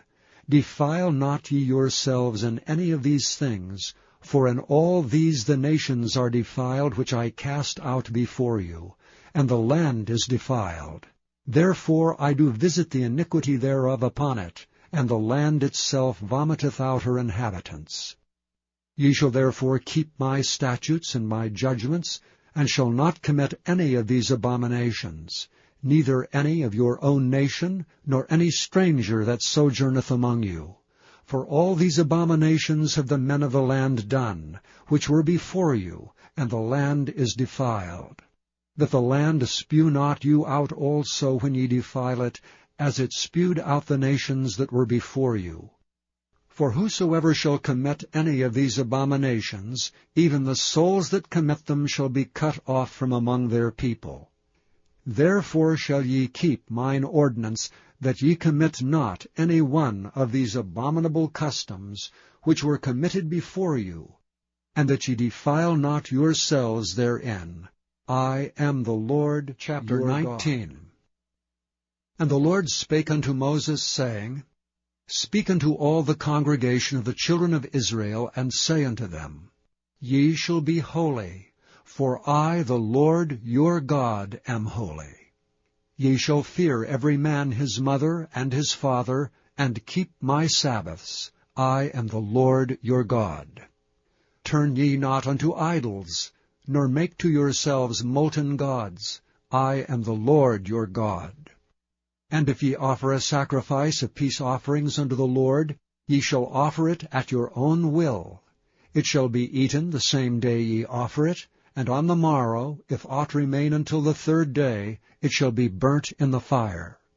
And if it be eaten at all on the third day, it is abominable. It shall not be accepted. Therefore every one that eateth it shall bear his iniquity, because he hath profaned the hallowed thing of the Lord. And that soul shall be cut off from among his people. And when ye reap the harvest of your land, thou shalt not wholly reap the corners of thy field, neither shalt thou gather the gleanings of thy harvest. And thou shalt not glean thy vineyard, neither shalt thou gather every grape of thy vineyard. Thou shalt leave them for the poor and stranger. I am the Lord your God. Ye shall not steal, neither deal falsely, neither lie one to another. And ye shall not swear by my name falsely, neither shalt thou profane the name of thy God. I am the Lord. Thou shalt not defraud thy neighbor, neither rob him. The wages of him that is hired shall not abide with thee all night until the morning. Thou shalt not curse the deaf, nor put a stumbling block before the blind, but shalt fear the Lord thy God. I am the Lord. Ye shall do no unrighteousness in judgment. Thou shalt not respect the person of the poor, nor honor the person of the mighty, but in righteousness shalt thou judge thy neighbor. Thou shalt not go up and down as a talebearer among thy people, neither shalt thou stand against the blood of thy neighbor. I am the Lord. Thou shalt not hate thy brother in thine heart. Thou shalt in any wise rebuke thy neighbor, and not suffer sin upon him. Thou shalt not avenge nor bear any grudge against the children of thy people, but thou shalt love thy neighbor as thyself. I am the Lord. Ye shall keep my statutes. Thou shalt not let thy cattle gender with a diverse kind. Thou shalt not sow thy field with mingled seed. Neither shall a garment mingled of linen and woolen come upon thee. And whosoever lieth carnally with a woman, that is a bondmaid betrothed to an husband, and not at all redeemed, nor freedom given her, she shall be scourged. They shall not be put to death, because she was not free. And he shall bring his trespass offering unto the Lord, unto the door of the tabernacle of the congregation, even a ram for a trespass offering. And the priest shall make an atonement for him with the ram of the trespass offering before the Lord for his sin which he hath done, and the sin which he hath done shall be forgiven him. And when ye shall come into the land, and shall have planted all manner of trees for food, then ye shall count the fruit thereof as uncircumcised. 3 years shall it be as uncircumcised unto you. It shall not be eaten of. But in the 4th year all the fruit thereof shall be holy to praise the Lord withal. And in the 5th year shall ye eat of the fruit thereof, that it may yield unto you the increase thereof. I am the Lord your God. Ye shall not eat anything with blood, neither shall ye use enchantment, nor observe times. Ye shall not round the corners of your heads, neither shalt thou mar the corners of thy beard. Ye shall not make any cuttings in your flesh for the dead, nor print any marks upon you. I am the Lord. Do not prostitute thy daughter to cause her to be a whore, lest the land fall to whoredom, and the land become full of wickedness. Ye shall keep my Sabbaths, and reverence my sanctuary. I am the Lord. Regard not them that have familiar spirits, neither seek after wizards to be defiled by them. I am the Lord your God. Thou shalt rise up before the hoary head, and honor the face of the old man, and fear thy God. I am the Lord. And if a stranger sojourn with thee in your land, ye shall not vex him. But the stranger that dwelleth with you shall be unto you as one born among you, and thou shalt love him as thyself. For ye were strangers in the land of Egypt. I am the Lord your God. Ye shall do no unrighteousness in judgment, in meter yard, in weight, or in measure. Just balances, just weights, a just ephah, and a just hin shall ye have. I am the Lord your God, which brought you out of the land of Egypt. Therefore shall ye observe all my statutes, and all my judgments, and do them. I am 20. The Lord. And the Lord spake unto Moses, saying, Again thou shalt say to the children of Israel, Whosoever he be of the children of Israel, or of the strangers that sojourn in Israel, that giveth any of his seed unto Molech, he shall surely be put to death. The people of the land shall stone him with stones. And I will set my face against that man, and will cut him off from among his people, because he hath given of his seed unto Molech to defile my sanctuary, and to profane my holy name. And if the people of the land do any ways hide their eyes from the man, when he giveth of his seed unto Molech, and kill him not, then I will set my face against that man, and against his family, and will cut him off, and all that go a-whoring after him, to commit whoredom with Molech, from among their people. And the soul that turneth after such as have familiar spirits, and after wizards, to go a-whoring after them, I will even set my face against that soul, and will cut him off from among his people. Sanctify yourselves therefore, and be ye holy, for I am the Lord your God. And ye shall keep my statutes, and do them. I am the Lord which sanctify you. For every one that curseth his father or his mother shall be surely put to death. He hath cursed his father or his mother, his blood shall be upon him.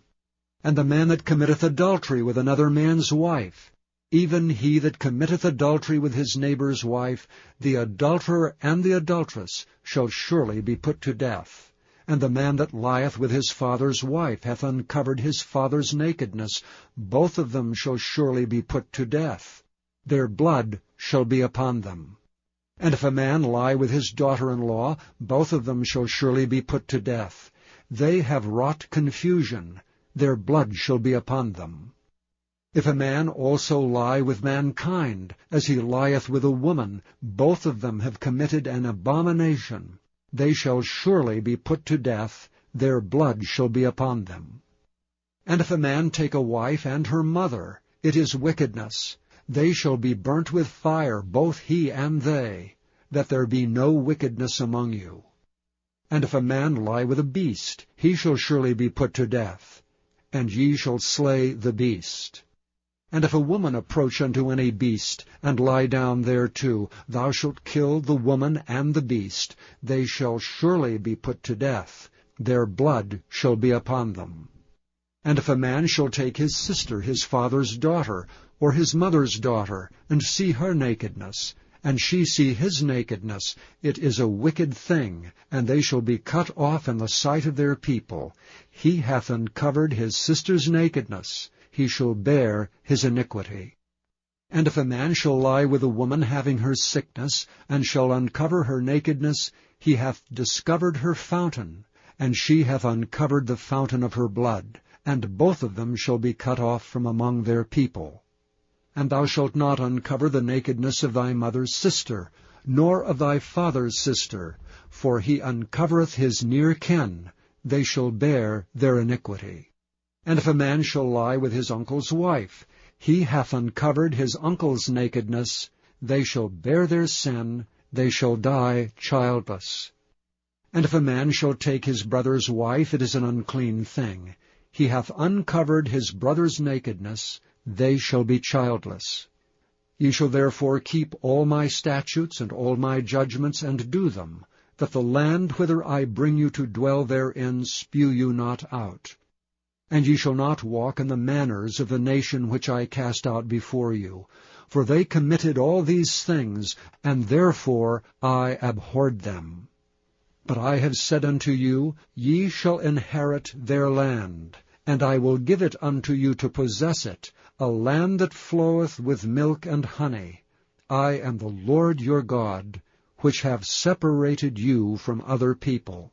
Ye shall therefore put difference between clean beasts and unclean, and between unclean fowls and clean. And ye shall not make your souls abominable by beast or by fowl, or by any manner of living thing that creepeth on the ground, which I have separated from you as unclean. And ye shall be holy unto me, for I the Lord am holy, and have severed you from other people, that ye should be mine. A man also or a woman that hath a familiar spirit, or that is a wizard, shall surely be put to death. They shall stone them with stones, their blood shall be upon them.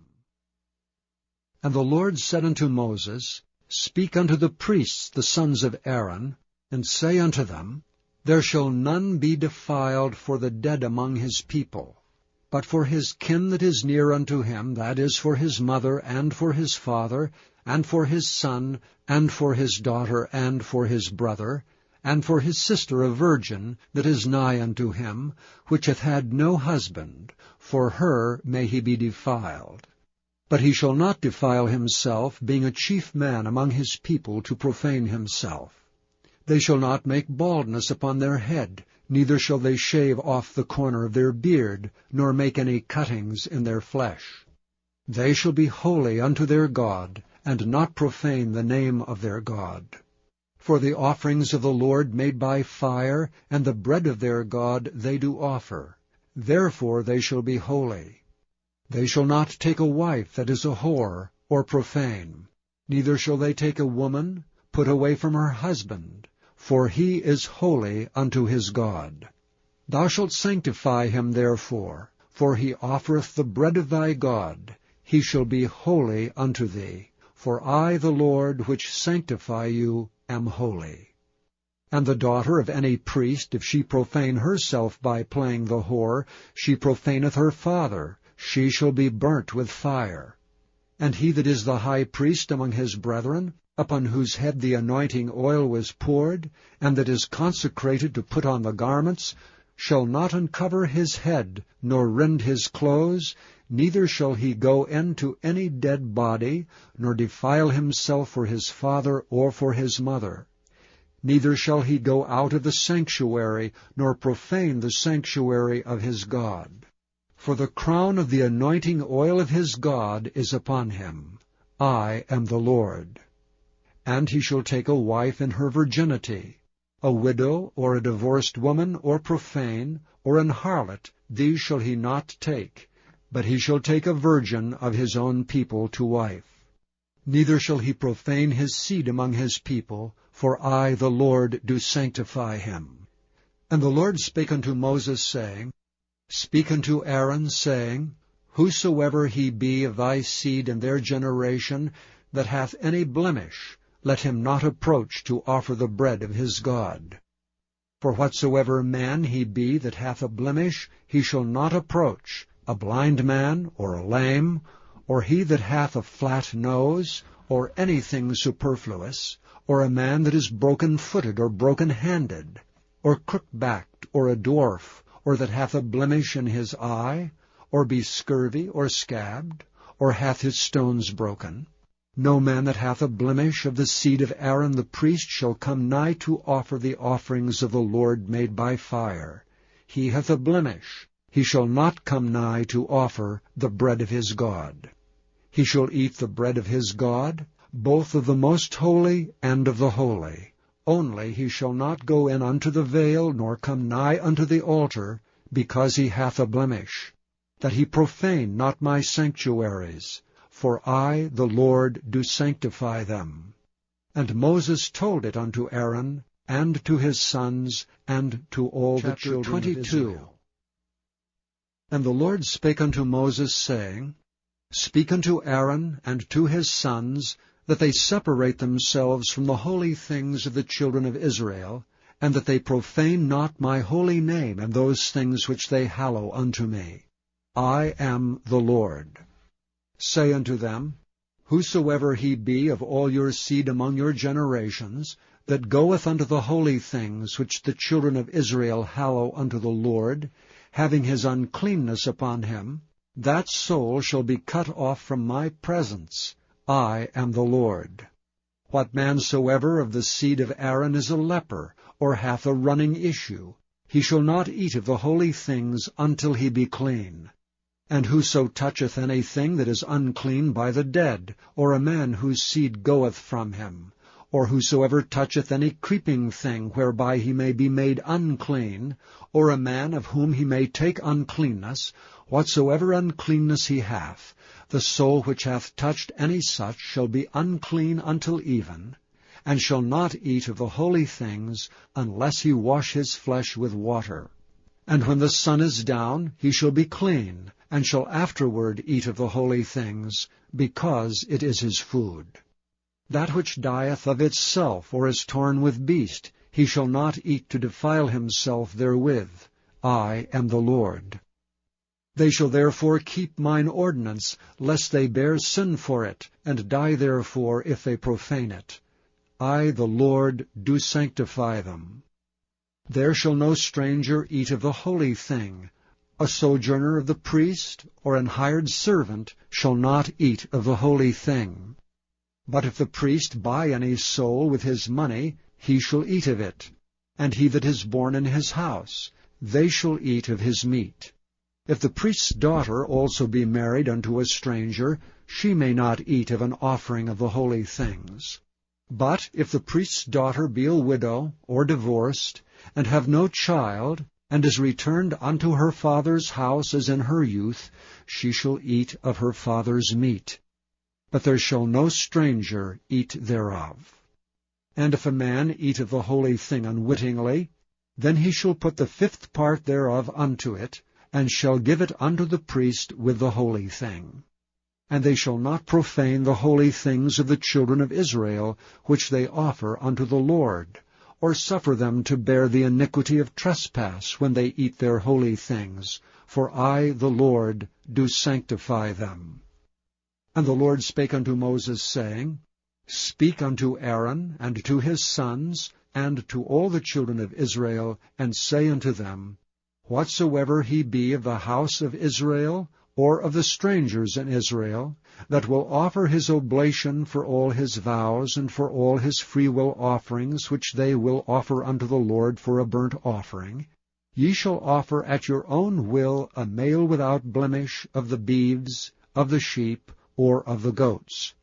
But whatsoever hath a blemish, that shall ye not offer, for it shall not be acceptable for you.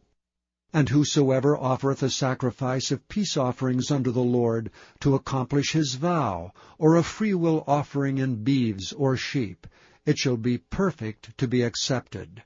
There shall be no blemish therein. Blind, or broken, or maimed, or having a wen, or scurvy, or scabbed, ye shall not offer these unto the Lord, nor make an offering by fire of them upon the altar unto the Lord. Either a bullock or a lamb that hath anything superfluous or lacking in his parts, that mayest thou offer for a freewill offering, but for a vow it shall not be accepted. Ye shall not offer unto the Lord that which is bruised, or crushed, or broken, or cut, neither shall ye make any offering thereof in your land. Neither from a stranger's hand shall ye offer the bread of your God of any of these, because their corruption is in them, and blemishes be in them, they shall not be accepted for you.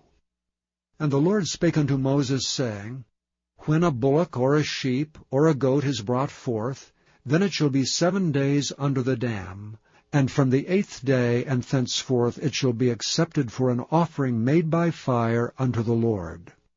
And whether it be cow or ewe, ye shall not kill it and her young both in 1 day. And when ye will offer a sacrifice of thanksgiving unto the Lord, offer it at your own will. On the same day it shall be eaten up, ye shall leave none of it until the morrow. I am the Lord. Therefore shall ye keep my commandments and do them. I am the Lord. Neither shall ye profane my holy name, but I will be hallowed among the children of Israel. I am the Lord which hallow you, that brought you out of the land of Egypt to be your God. Chapter 23. And the Lord spake unto Moses, saying, Speak unto the children of Israel, and say unto them, Concerning the feasts of the Lord, which ye shall proclaim to be holy convocations, even these are my feasts. 6 days shall work be done, but the 7th day is the Sabbath of rest, and holy convocation. Ye shall do no work therein. It is the Sabbath of the Lord in all your dwellings.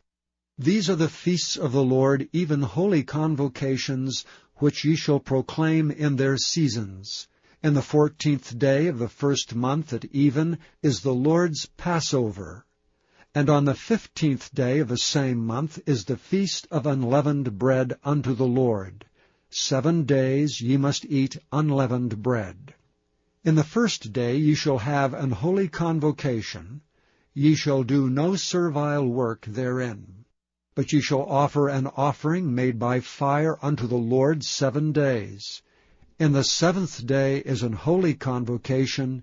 Ye shall do no servile work therein. And the Lord spake unto Moses, saying, Speak unto the children of Israel, and say unto them, When ye be come into the land which I give unto you, and shall reap the harvest thereof, then ye shall bring a sheaf of the firstfruits of your harvest unto the priest. And he shall wave the sheaf before the Lord, to be accepted for you. On the morrow after the Sabbath the priest shall wave it. And ye shall offer that day, when ye wave the sheaf, an he-lamb without blemish of the 1st year for a burnt offering unto the Lord. And the meat offering thereof shall be 2/10 deals of fine flour mingled with oil, an offering made by fire unto the Lord for a sweet savour. And the drink offering thereof shall be of wine, the 4th part of an hin.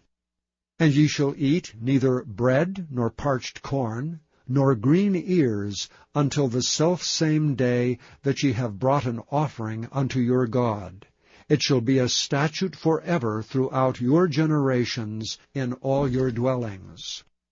And ye shall count unto you from the morrow after the Sabbath, from the day that ye brought the sheaf of the wave offering, 7 Sabbaths shall be complete.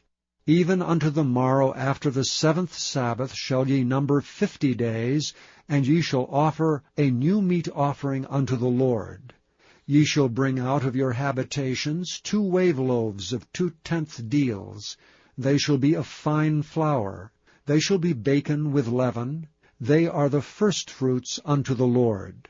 And ye shall offer with the bread 7 lambs without blemish of the first year, and 1 young bullock, and 2 rams. They shall be for a burnt offering unto the Lord, with their meat offering and their drink offerings, even an offering made by fire of sweet savour unto the Lord. Then ye shall sacrifice 1 kid of the goats for a sin offering, and 2 lambs of the first year for a sacrifice of peace offerings.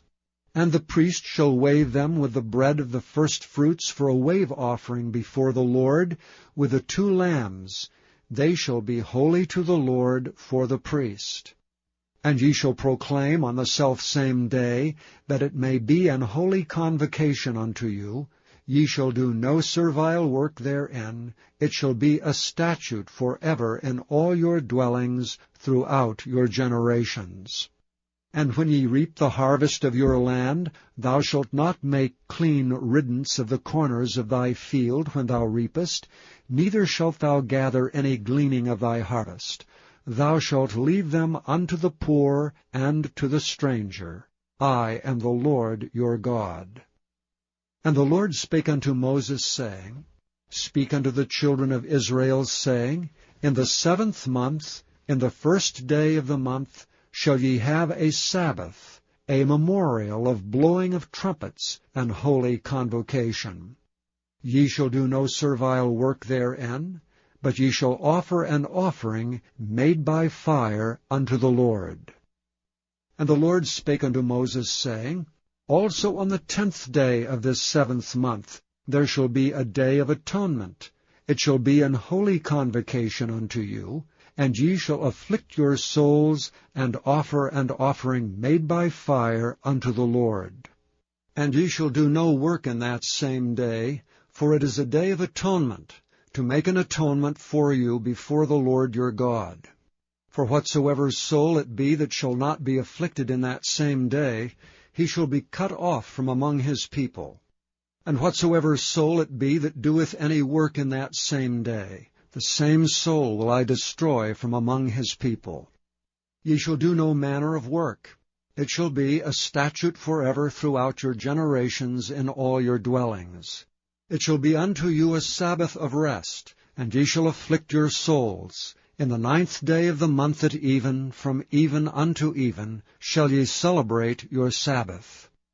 And the Lord spake unto Moses, saying, Speak unto the children of Israel, saying, The 15th day of this 7th month shall be the Feast of Tabernacles for 7 days unto the Lord.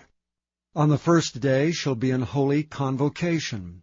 Ye shall do no servile work therein. 7 days ye shall offer an offering made by fire unto the Lord. On the 8th day shall be an holy convocation unto you.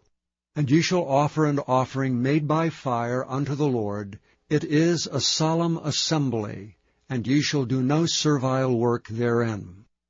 These are the feasts of the Lord, which ye shall proclaim to be holy convocations, to offer an offering made by fire unto the Lord, a burnt offering and a meat offering, a sacrifice and drink offerings, everything upon his day, beside the Sabbaths of the Lord, and beside your gifts, and beside all your vows, and beside all your freewill offerings, which ye give unto the Lord. Also in the 15th day of the 7th month, when ye have gathered in the fruit of the land, ye shall keep a feast unto the Lord 7 days. On the 1st day shall be a Sabbath, and on the 8th day shall be a Sabbath. And ye shall take you on the 1st day the boughs of goodly trees, branches of palm trees, and the boughs of thick trees, and willows of the brook, and ye shall rejoice before the Lord your God 7 days. And ye shall keep it a feast unto the Lord 7 days in the year. It shall be a statute forever in your generations. Ye shall celebrate it in the 7th month. Ye shall dwell in booths 7 days. All that are Israelites born shall dwell in booths, that your generations may know that I made the children of Israel to dwell in booths when I brought them out of the land of Egypt. I am the Lord your God. And Moses declared unto the children of Israel Chapter the feast 24. of the Lord.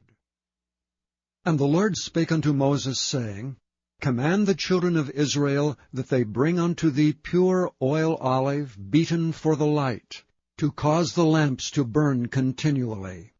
Without the veil of the testimony, in the tabernacle of the congregation, shall Aaron order it from the evening unto the morning before the Lord continually.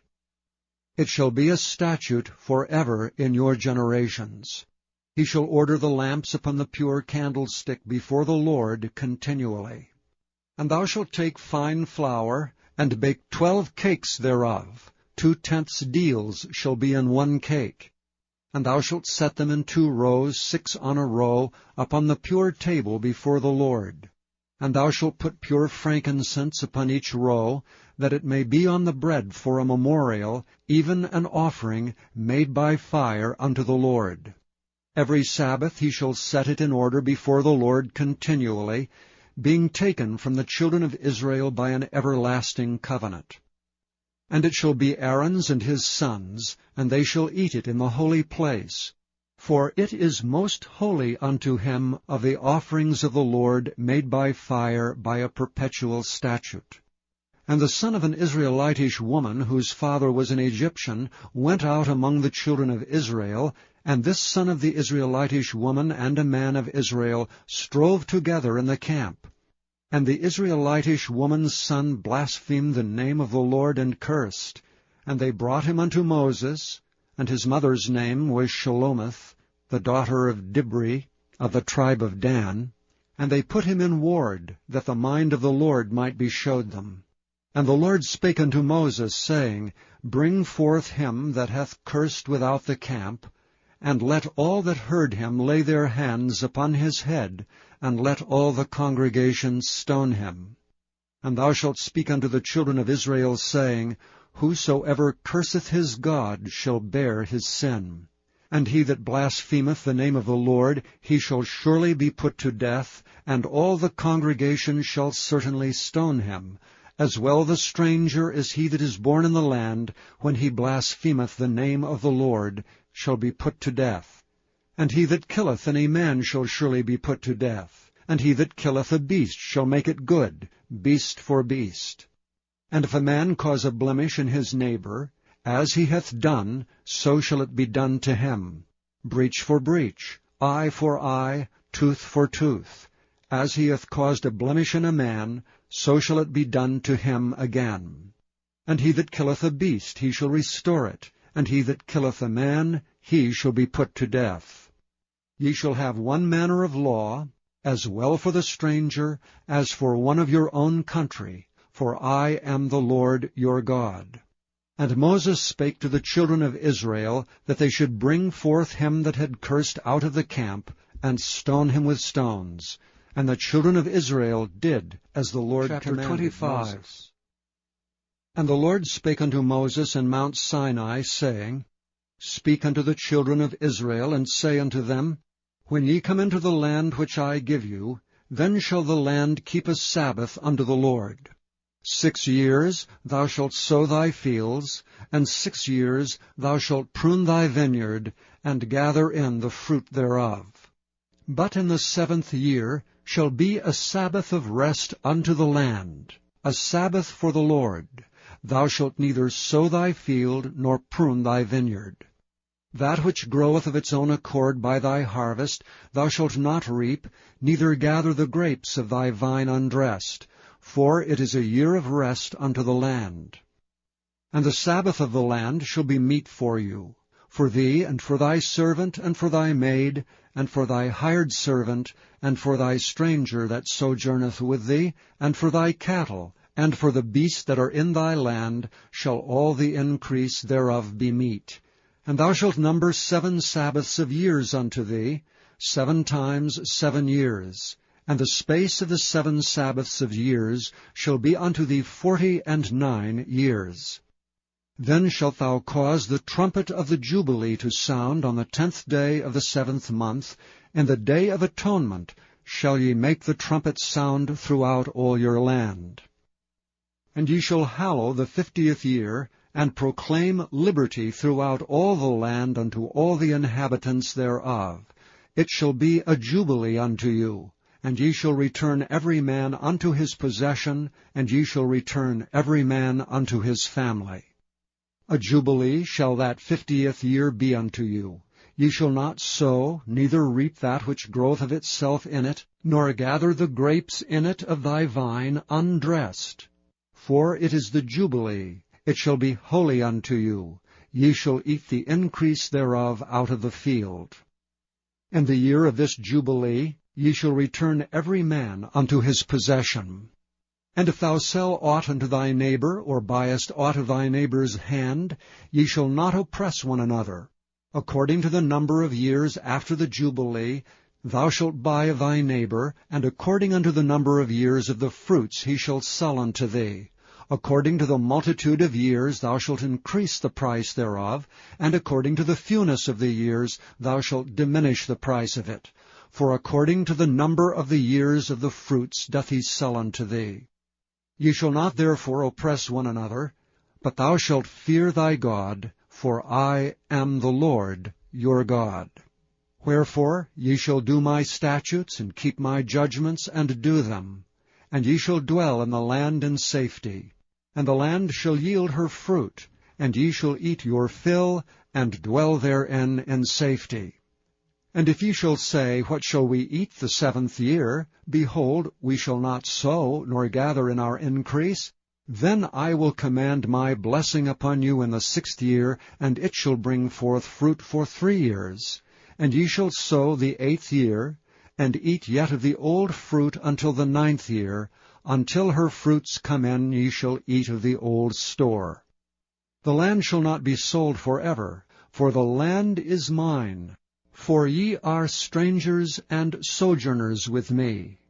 And in all the land of your possession ye shall grant a redemption for the land. If thy brother be waxen poor, and hath sold away some of his possession, and if any of his kin come to redeem it, then shall he redeem that which his brother sold.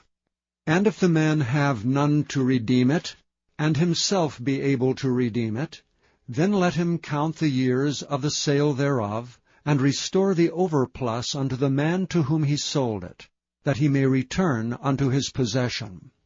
But if he be not able to restore it to him, then that which is sold shall remain in the hand of him that hath bought it until the year of Jubilee, and in the Jubilee it shall go out, and he shall return unto his possession.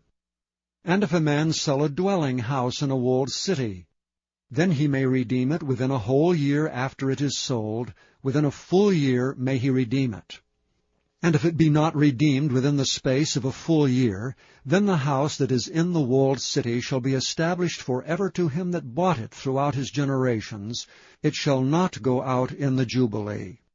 But the houses of the villages which have no wall round about them shall be counted as the fields of the country. They may be redeemed, and they shall go out in the Jubilee. Notwithstanding the cities of the Levites, and the houses of the cities of their possession, may the Levites redeem at any time. And if a man purchase of the Levites, then the house that was sold, and the city of his possession, shall go out in the year of Jubilee. For the houses of the cities of the Levites are their possession among the children of Israel. But the field of the suburbs of their cities may not be sold, for it is their perpetual possession. And if thy brother be waxen poor, and fallen in decay with thee, then thou shalt relieve him, yea, though he be a stranger or a sojourner, that he may live with thee. Take thou no usury of him, or increase, but fear thy God, that thy brother may live with thee. Thou shalt not give him thy money upon usury, nor lend him thy victuals for increase. I am the Lord your God, which brought you forth out of the land of Egypt, to give you the land of Canaan, and to be your God. And if thy brother that dwelleth by thee be waxen poor, and be sold unto thee, thou shalt not compel him to serve as a bondservant, but as an hired servant, and as a sojourner, he shall be with thee, and shall serve thee unto the year of Jubilee. And then shall he depart from thee, both he and his children with him, and shall return unto his own family, and unto the possession of his fathers shall he return. For they are my servants which I brought forth out of the land of Egypt. They shall not be sold as bondmen. Thou shalt not rule over him with rigor, but shalt fear thy God. Both thy bondmen and thy bondmaids which thou shalt have shall be of the heathen that are round about you. Of them shall ye buy bondmen and bondmaids. Moreover, of the children of the strangers that do sojourn among you, of them shall ye buy, and of their families that are with you, which they begat in your land, and they shall be your possession.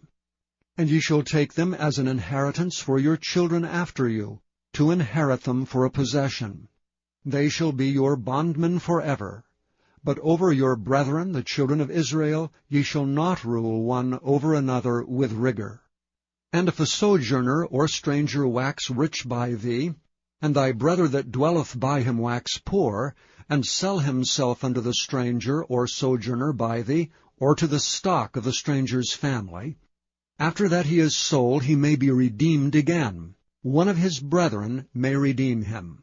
Either his uncle or his uncle's son may redeem him, or any that is nigh of kin unto him of his family may redeem him. Or, if he be able, he may redeem himself. And he shall reckon with him that bought him from the year that he was sold to him unto the year of Jubilee. And the price of his sale shall be according unto the number of years, according to the time of an hired servant shall it be with him. If there be yet many years behind, according unto them he shall give again the price of his redemption out of the money that he was bought for. And if there remain but few years unto the year of Jubilee, then he shall count with him, and according unto his years shall he give him again the price of his redemption. And as a yearly hired servant shall he be with him, and the other shall not rule with rigor over him in thy sight. And if he be not redeemed in these years, then he shall go out in the year of Jubilee, both he and his children with him. For unto me the children of Israel are servants. They are my servants, whom I brought forth out of the land of Egypt. I am the Lord Chapter 26. Ye shall make you no idols nor graven image, neither rear you up a standing image, neither shall ye set up any image of stone in your land to bow down unto it, for I am the Lord your God. Ye shall keep my Sabbaths, and reverence my sanctuary. I am the Lord. If ye walk in my statutes, and keep my commandments, and do them, then I will give you rain in due season, and the land shall yield her increase, and the trees of the field shall yield their fruit. And your threshing shall reach unto the vintage, and the vintage shall reach unto the sowing time, and ye shall eat your bread to the full, and dwell in your land safely. And I will give you peace in the land, and ye shall lie down, and none shall make you afraid. And I will rid evil beasts out of the land, neither shall the sword go through your land. And ye shall chase your enemies, and they shall fall before you by the sword. And 5 of you shall chase 100, and 100 of you shall put 10,000 to flight, and your enemies shall fall before you by the sword. For I will have respect unto you, and make you fruitful, and multiply you, and establish my covenant with you. And ye shall eat old store, and bring forth the old because of the new. And I will set my tabernacle among you, and my soul shall not abhor you. And I will walk among you, and will be your God, and ye shall be my people. I am the Lord your God, which brought you forth out of the land of Egypt, that ye should not be their bondmen. And I have broken the bands of your yoke, and made you go upright. But if ye will not hearken unto me, and will not do all these commandments, And if ye shall despise my statutes, or if your soul abhor my judgments, so that ye will not do all my commandments, but that ye break my covenant, I also will do this unto you. I will even appoint over you terror, consumption, and the burning ague, that shall consume the eyes and cause sorrow of heart. And ye shall sow your seed in vain, for your enemies shall eat it. And I will set my face against you, and ye shall be slain before your enemies. They that hate you shall reign over you, and ye shall flee when none pursueth you. And if ye will not yet for all this hearken unto me, then I will punish you 7 times more for your sins. And I will break the pride of your power, and I will make your heaven as iron, and your earth as brass, and your strength shall be spent in vain. For your land shall not yield her increase, neither shall the trees of the land yield their fruits. And if ye walk contrary unto me, and will not hearken unto me, I will bring 7 times more plagues upon you according to your sins. I will also send wild beasts among you, which shall rob you of your children, and destroy your cattle, and to make you few in number. And your highways shall be desolate. And if ye will not be reformed by me by these things, but will walk contrary unto me, then will I also walk contrary unto you, and will punish you yet 7 times for your sins. And I will bring a sword upon you, that shall avenge the quarrel of my covenant. And when ye are gathered together within your cities, I will send the pestilence among you, and ye shall be delivered into the hand of the enemy. And when I have broken the staff of your bread, 10 women shall bake your bread in 1 oven, and they shall deliver you your bread again by weight, and ye shall eat and not be satisfied. And if ye will not for all this hearken unto me, but walk contrary unto me, then I will walk contrary unto you also in fury. And I, even I, will chastise you 7 times for your sins. And ye shall eat the flesh of your sons, and the flesh of your daughters shall ye eat, and I will destroy your high places, and cut down your images, and cast your carcasses upon the carcasses of your idols, and my soul shall abhor you.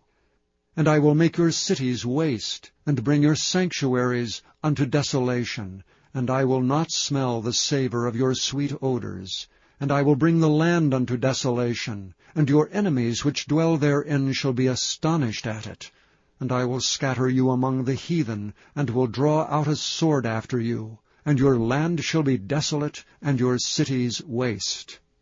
Then shall the land enjoy her Sabbaths, as long as it lieth desolate, and ye be in your enemy's land, even then shall the land rest, and enjoy her Sabbaths. As long as it lieth desolate, it shall rest, because it did not rest in your Sabbaths, when ye dwelt upon it. And upon them that are left alive of you, I will send a faintness into their hearts in the lands of their enemies, and the sound of a shaken leaf shall chase them, and they shall flee as fleeing from a sword, and they shall fall when none pursueth. And they shall fall one upon another, as it were before a sword, when none pursueth, and ye shall have no power to stand before your enemies. And ye shall perish among the heathen, and the land of your enemies shall eat you up. And they that are left of you shall pine away in their iniquity in your enemies' lands, and also in the iniquities of their fathers shall they pine away with them. If they shall confess their iniquity, and the iniquity of their fathers, with their trespass which they trespassed against me, and that also they have walked contrary unto me, and that I also have walked contrary unto them, and have brought them into the land of their enemies, if then their uncircumcised hearts be humbled, and they then accept of the punishment of their iniquity, then will I remember my covenant with Jacob, and also my covenant with Isaac, and also my covenant with Abraham will I remember, and I will remember the land. The land also shall be left of them, and shall enjoy her Sabbaths while she lieth desolate without them. And they shall accept of their punishment of their iniquity, because they despised my judgments, and because their soul abhorred my statutes. And yet for all that, when they be in the land of their enemies, I will not cast them away, neither will I abhor them, to destroy them utterly, and to break my covenant with them. For I am the Lord their God. But I will for their sakes remember the covenant of their ancestors, whom I brought forth out of the land of Egypt in the sight of the heathen, that I might be their God. I am the Lord. These are the statutes and judgments and laws, which the Lord made between him and the children of Israel in Mount Sinai by the hand 27. Of Moses. And the Lord spake unto Moses, saying, Speak unto the children of Israel, and say unto them, When a man shall make a singular vow, the person shall be for the Lord by thy estimation. And thy estimation shall be of the male from 20 years old, even unto 60 years old. Even thy estimation shall be 50 shekels of silver, after the shekel of the sanctuary. And if it be a female, then thy estimation shall be 30 shekels. And if it be from 5 years old, even unto 20 years old, then thy estimation shall be of the male 20 shekels, and for the female 10 shekels.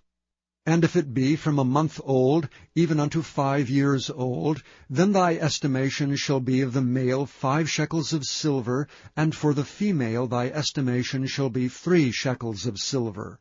And if it be from 60 years old and above, if it be a male, then thy estimation shall be 15 shekels, and for the female 10 shekels. And if he be poorer than thy estimation, then he shall present himself before the priest, and the priest shall value him. According to his ability that vowed shall the priest value him. And if it be a beast whereof man bring an offering unto the Lord, all that any man giveth of such unto the Lord shall be holy. He shall not alter it, nor change it, a good for a bad, or a bad for a good. And if he shall at all change beast for beast, then it and the exchange thereof shall be holy. And if it be any unclean beast, of which they do not offer a sacrifice unto the Lord, then he shall present the beast before the priest, and the priest shall value it, whether it be good or bad. As thou valuest it who art the priest, so shall it be. But if he will at all redeem it, then he shall add 1/5 part thereof unto thy estimation. And when a man shall sanctify his house to be holy unto the Lord, then the priest shall estimate it, whether it be good or bad. As the priest shall estimate it, so shall it stand. And if he that sanctified it will redeem his house, then he shall add the 1/5 part of the money of thy estimation unto it, and it shall be his. And if a man shall sanctify unto the Lord some part of a field of his possession, then thy estimation shall be according to the seed thereof. An homer of barley seed shall be valued at 50 shekels of silver. If he sanctify his field from the year of Jubilee, according to thy estimation it shall stand. But if he sanctify his field after the Jubilee, then the priest shall reckon unto him the money according to the years that remain, even unto the year of the Jubilee, and it shall be abated from thy estimation. And if he that sanctified the field will in any wise redeem it, then he shall add the 1/5 part of the money of thy estimation unto it, and it shall be assured to him. And if he will not redeem the field, or if he have sold the field to another man, it shall not be redeemed any more. But the field, when it goeth out in the Jubilee, shall be holy unto the Lord, as a field devoted. The possession thereof shall be the priest's. And if a man sanctify unto the Lord a field which he hath bought, which is not of the fields of his possession, then the priest shall reckon unto him the worth of thy estimation, even unto the year of the Jubilee. And he shall give thine estimation in that day as a holy thing unto the Lord. And in the year of the Jubilee the field shall return unto him of whom it was bought, even to him to whom the possession of the land did belong. And all thy estimation shall be according to the shekel of the sanctuary, 20 gerahs shall be the shekel. Only the firstling of the beasts which should be the Lord's firstling, no man shall sanctify it, whether it be ox or sheep, it is the Lord's. And if it be of an unclean beast, then he shall redeem it according to thine estimation, and add a fifth part of it thereto. Or if it be not redeemed, then it shall be sold according to thy estimation. Notwithstanding, no devoted thing that a man shall devote unto the Lord of all that he hath, both of man and beast, and of the field of his possession, shall be sold or redeemed. Every devoted thing is most holy unto the Lord. None devoted which shall be devoted of men shall be redeemed, but shall surely be put to death. And all the tithe of the land, whether of the seed of the land or of the fruit of the tree, is the Lord's. It is holy unto the Lord. And if a man will at all redeem aught of his tithes, he shall add thereto the fifth part thereof. And concerning the tithe of the herd, or of the flock, even of whatsoever passeth under the rod, the 10th shall be holy unto the Lord. He shall not search whether it be good or bad, neither shall he change it. And if he change it at all, then both it and the change thereof shall be holy, it shall not be redeemed. These are the commandments which the Lord commanded Moses for the children of Israel in Mount Sinai.